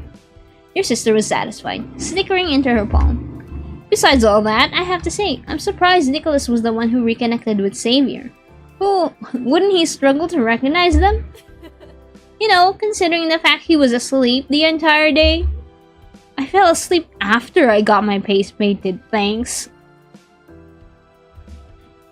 And I'd been to that boardwalk more than once. I didn't conk out every time. Try a better tease. Holy moly. The dare was meant for Liz. That's what he readied himself for and why he spoke with boldness. Alright. Oh. Unfortunately for Nicholas, however, it was Jorge who took on the challenge. Speaking plainly, with a mischievous twinkle in his deep eyes, you knew it wasn't gonna go well for his little brother. The only reason Xavier was able to recognize you out of any of us is because you're still a little kid, just taller. How's that? Ouch! Ow! What a roast. Nico pouted. That round, he had no comeback. However, he did have a new strategy. Nicholas looked to you, his only potential ally, and pleaded like the child he insisted he wasn't. The irony wasn't lost on Nico, and he intentionally played to that. Victor, those two meanies are ganging up on me. Leave Nicholas alone, he's a sweet boy. Or has a point. I'm glad you haven't changed, Nico. You're the best the way you are. Clearly, Jorge and Liz haven't changed either. I'm glad. He hit on a great style at 6. It's not Nico's fault he hit on a great style at 6. Holy... Whoa. I'm glad you haven't changed, Nico. You're the best the way you are. Totally. Right, I'm flawless. Victor says so. But he said you hadn't changed. And you were complaining about Jorge saying the same thing. At least he added you got taller. I'll let that one pass. You, Liz, and Jorge and Nicholas laughed together and continued to chat on the mysteries of life. None of them said this was goodbye, but when the evening wore on and you needed to move away from the sibling group, the see yous shared between you meant more than usual. You'd work the room and made your rounds, had a few minutes to yourself. You used to think to it and reflect. There was a lot to consider. Life was barreling forward for you. Unfortunately, no inner peace or full understanding of the universe came while you zoned out in a corner. Perhaps, as a consolation, you were rewarded with Derek returning to you after finishing his talk with Mr. and Mrs. Suarez. He had an idea. So? Hey, wanna go out to the balcony? Get some fresh air? Same as he did when he first parted ways with you, Derek pointedly left the most crucial part of his motivation unsaid. This might be the last time you had a chance to be alone together before you had to go. That sounds nice, Derek. Cool. He quietly went to the sliding glass panels at one end of the living room, opened the door, and leaned aside. Of course, he wouldn't go through himself, at least not first. After you. To graciously oblige the special ritual between Derek and the people he cared for. Thanks. The event was still alive, with small pockets of conversation. You and Derek managed to slip away without notice. As soon as you walked out, a warm evening breeze caressed your body. It carried the sharp scent of the ocean and the delicate perfume of the flowers who made their own home at Derek's place. Peace lilies! Can you guys see?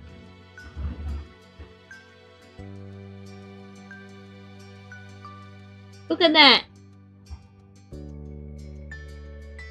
Those are peace lilies. Right behind me. I'm covering them up though.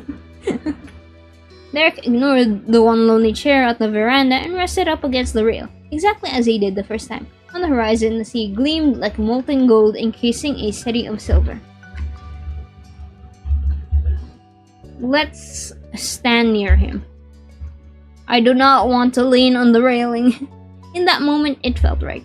The seemingly endless expanse in front of you, with nothing more than a few thin bars between you and it, was a welcome sight. With you both settled in, Derek grinned as if it was any other day, or rather because he couldn't help smiling at you no matter the circumstances. Victor, I owe you an apology, or at least an explanation. No, both. You blinked. If there was one thing you could count on, it was Derek Suarez wouldn't do you wrong. Not intentionally, anyway. Huh? About what? Well, that's obvious. I had asked you to marry me, in a way, and I almost didn't realize this was the year it was supposed to happen. How inconsiderate can I get? That outburst sapped him of all energy. Derek's shoulders slumped and his tone dropped even lower. It's We'd been a apart. long time. Oh, there is. That's a line.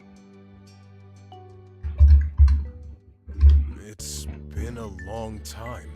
We'd been apart for a long time. Looks like I was in denial about how long. Days, weeks, months, and years just went by before I even knew it. It couldn't be the deadline already, I thought. No way. Especially with how not grown up I felt and how not figured out everything was. But it was true. The summer when we were 23 was the year I picked. Is it good or bad timing that this marriage pact plan coincided with my career crisis? I don't know. The rhetorical question lingered. Then a bit of humor returned to Derek's darkened features. Actually, I do. It is for the best that it all happened now. We could work the whole mess out in one. Though, it was also part of why I lost sight of things. I don't want you to think it meant nothing because of that. I swear. It's not that it didn't matter to me. It mattered so much I couldn't even face it. I had to run away. Derek almost cracked from the self-imposed pressure. His voice did break. Asking you to marry me if there was nobody else? Wasn't one of those wild, impulsive stunts I pull sometimes. I really thought it through. As in, I thought through all the ways I could be with you without daring to just ask you to be with me. The truth is, I hinged a lot of hopes on that plan, but it was wishful thinking to see it as a solution. It doesn't work that way. His gaze parted from yours. He had nothing in particular to take his attention, so Derek was simply staring straight ahead. you. The future is looking bright, Victor. I love the city and my family, but honestly, it really was missing something. Coming back to Prism Vista knowing you were gone already was a blow. That's patched up now. I'm so pumped you're gonna be moving in. Feel like I can get off a treadmill. I feel like I can get off a treadmill for the first time in over a decade and go somewhere. Possibly on a walk with my boyfriend. It thrilled you to see Derek bursting with real optimism.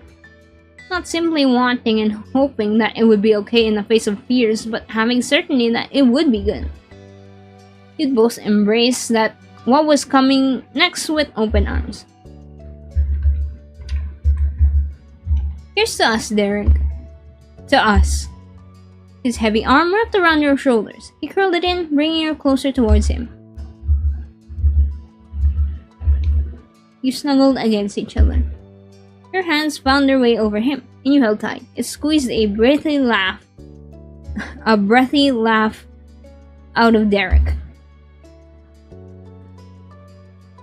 Hey, your parents told me the story of how they got together. Oh, yeah. The lunchroom showdown. Pretty funny, huh? My dad told me he loved to remind the rest of the team how Irene may not like footballers, but she did like him. Very cute.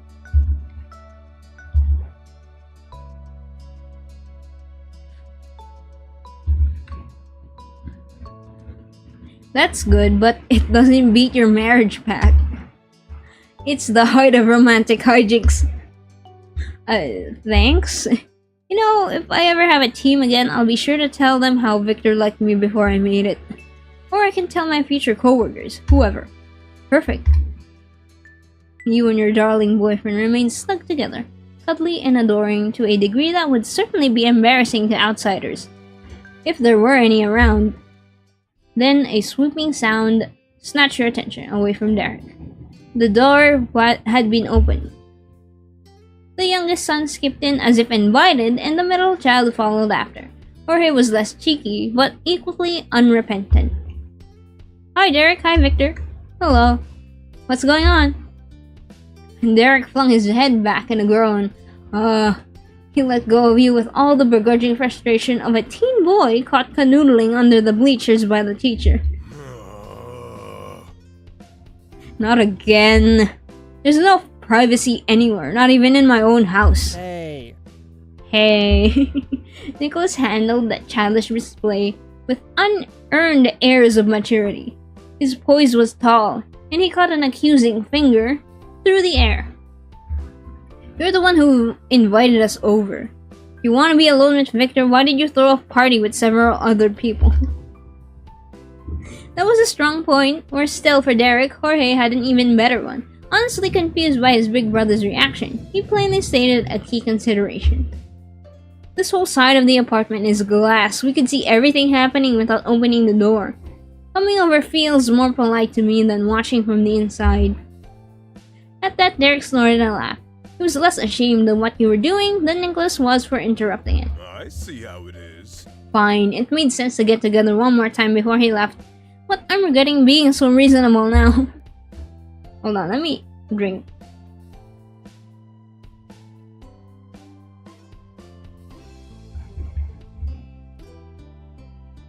One of these days, he might learn to be more self-centered and then you'll be sorry. Sorry. I kind of doubt that. The part about you being ever being selfish, not us being sorry over it.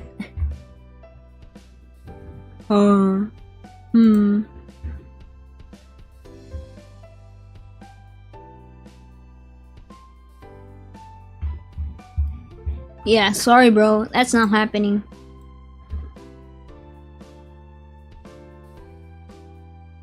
Everyone go home, you teased.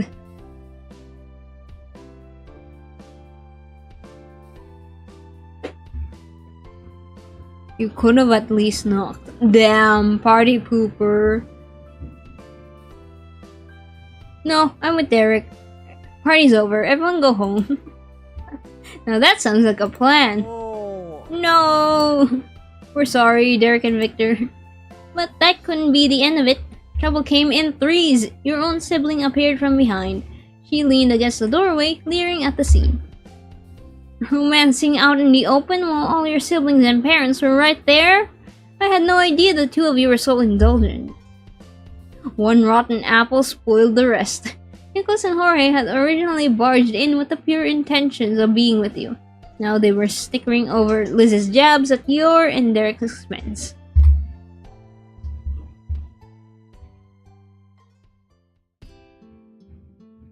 Sorry, we couldn't babysit you the whole time, Liz. Dang. I'm a bad influence on him. I think it's a good kind of bad influence. Of course this happened. Why expect anything else? That's what Derek's wryly lifted brow seemed to express. You know, we were just talking about how self-absorbed I am. How it's not enough in my opinion. From even further in the house, Mr. Suarez waved a hand popped up over your sister's head. Is it okay? It is okay. We're fine on our own. Enjoy your time together. Holy moly. Your parents were bursting with laughter, ineffectively trying to model that staying quiet would have been less obtrusive than joining the situation. Really? Oh, really? Dad. Your trouble estimates were proven to be highly underestimated. It didn't come in 3, it came in as many amounts as physically possible. Mrs. Suarez came to get her husband, clearing a path through Liz, Jorge, and Nicholas. Excuse me. Excuses. She escorted him back to the couch without fuss, but no amount of cordialness on her end could smooth out the 3-ring circus. Derek barely saw the retreating forms of his abashed parents, or your mom's and Mr. Holden's giggling fit in the distance, or even the set of siblings watching and waiting for what would happen next. His arms were folded and his brain was working. You and he had become the center of the universe, and that wouldn't do. In the end, Mr. Reliable himself went for his oldest, most reliable solution to awkward situations. Hey, look over there! Look over there! And what? Whilst the others were clearly distracted by Derek's fantastic ploy, said Mastermind slid nearer to you and whispered intently. Run! You nodded imperceptibly to everyone but Derek, whose focus was set entirely at seeing that gesture. You both knew what had to be done. Your hand found his and his yours, without tearing your eyes from the target, an escape route. Out the front! You dashed through the opening left by Mrs. Suarez, speeding by Liz before she could block the way again. The elders were shocked, the younger ones were shouting, but you didn't stop. Through the gap in the sliding door, past the couches, and out the apartment's entrance, you and Derek ditched the whole party in a blink. Together you flew down the stairs. There was no patience to wait for an elevator. Alright. Maybe I could do a break. I could use a break. Let's run an ad. Give me a 3-minute break and then we'll be right back. Alright. Alright, chat. Alright.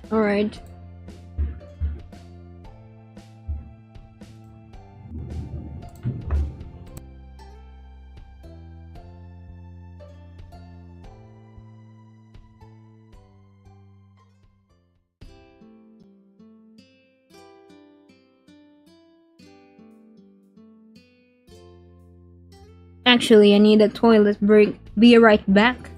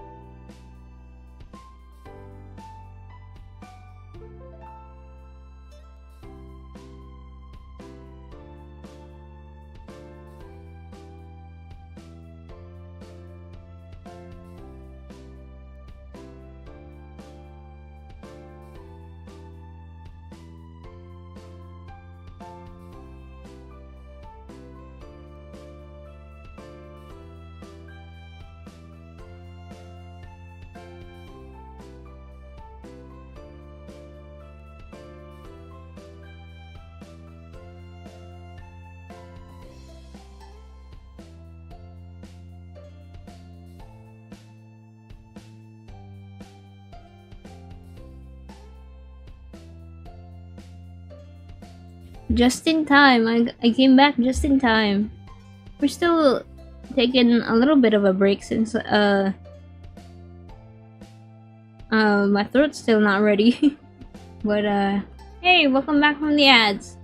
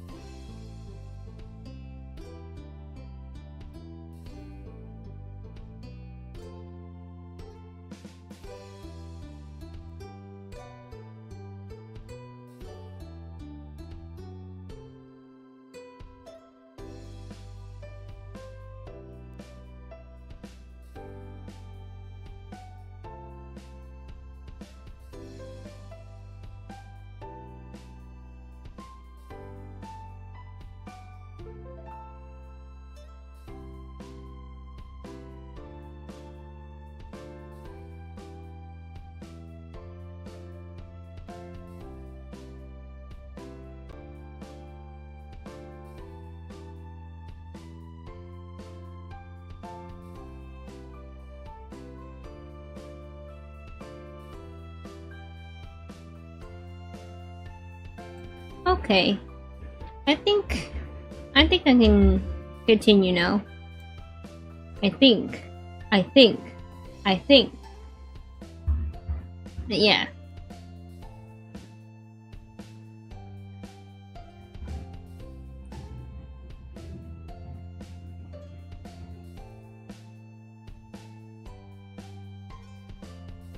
It's raining? What's raining outside?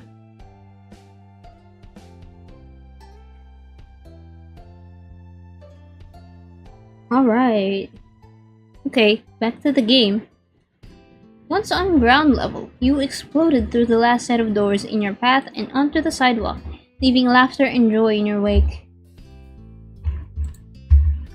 You may have escaped the building, but who knew if they'd follow you out? It wasn't something you'd put past your siblings. The hand gripping yours still held tight. Derek encouraged you along, beaming wide. Oh! He laughed. Hold on. This is the final CG! Let's go! Make sure you keep up. Friends, lovers, partners in crime, formally conditional fiancés. No matter the circumstances, you and Derek were always a team, and together you were unstoppable. In Derek's bright eyes, you saw reflections of your past. That first day you met when he bounded up to you so unafraid, the time he'd much less bravely bolted from a very cross Elizabeth. Your grand exit from a different party when you hadn't been invited to. And the moment you arrived in the And the moment you arrived in the Prism City bus station such a short and long time ago, when he'd come running for you. Each happy moment you experienced became only a memory of what used to be. But that's what life was. I can't read. Chad, I can't read. But that's what life was, and it was okay. We were always running. Chat, that's the theme for Derek's. That's the theme for Derek's story. We're always running. Right then, you were running side by side. You wouldn't take it for granted. You wouldn't waste the chance. Instead, you would keep going for as long as your feet could carry you.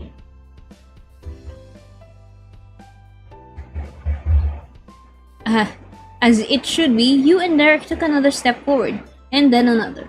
Forward and forward and forward. Down the glistening city street towards the rest of your lives. Thank you for beginning a life here. Oh, we're finally done! It's finally finished! Yippee! You can always come back again. You can come back again always. The end! Yippee! Yippee! It's done! It's completed! Oh my god, we're back. We're back to the menu. Finally! After a year! After more than a year! We finally finished Derek's DLC!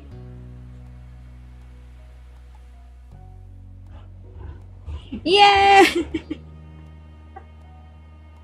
We can finally start on where is it?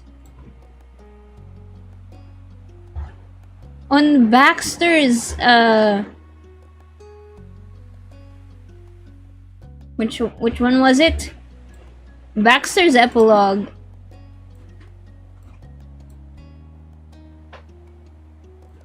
Where did we last leave off to? I already forget.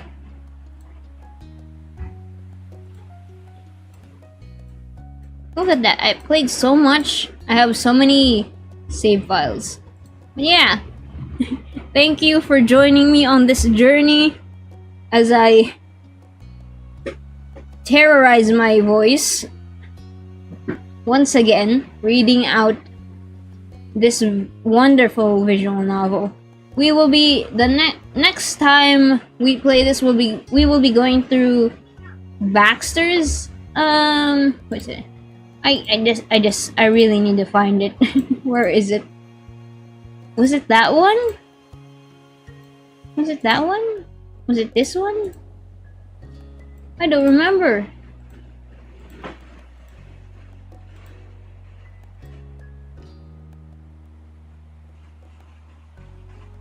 But yeah, Baxter's epilogue next, and then after Baxter's epilogue, we're going to do the wedding DLC.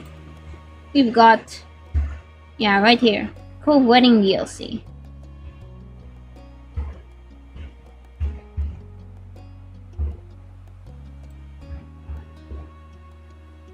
For the Cove Wedding DLC, we'll do that. I'll explain once we get there, but basically, everyone is a romantic interest during that run. I've already played through it, and now we can just start. We can just start with the epilogue, but yeah, look forward to that. All right, Derek. What? wait, what? The things are missing. Oh right, it's because this is a fresh install, and I just moved in the save files. But yeah, thanks for watching, guys. We managed to find a happy ending for Derek. Yay! Alright, that's it from me. Hopefully I can do another stream on Friday. Potentially. I'd like to continue with Undertale next. Undertale Fridays! Yippee! And then Miku Monday next week again. See you then! Bye bye!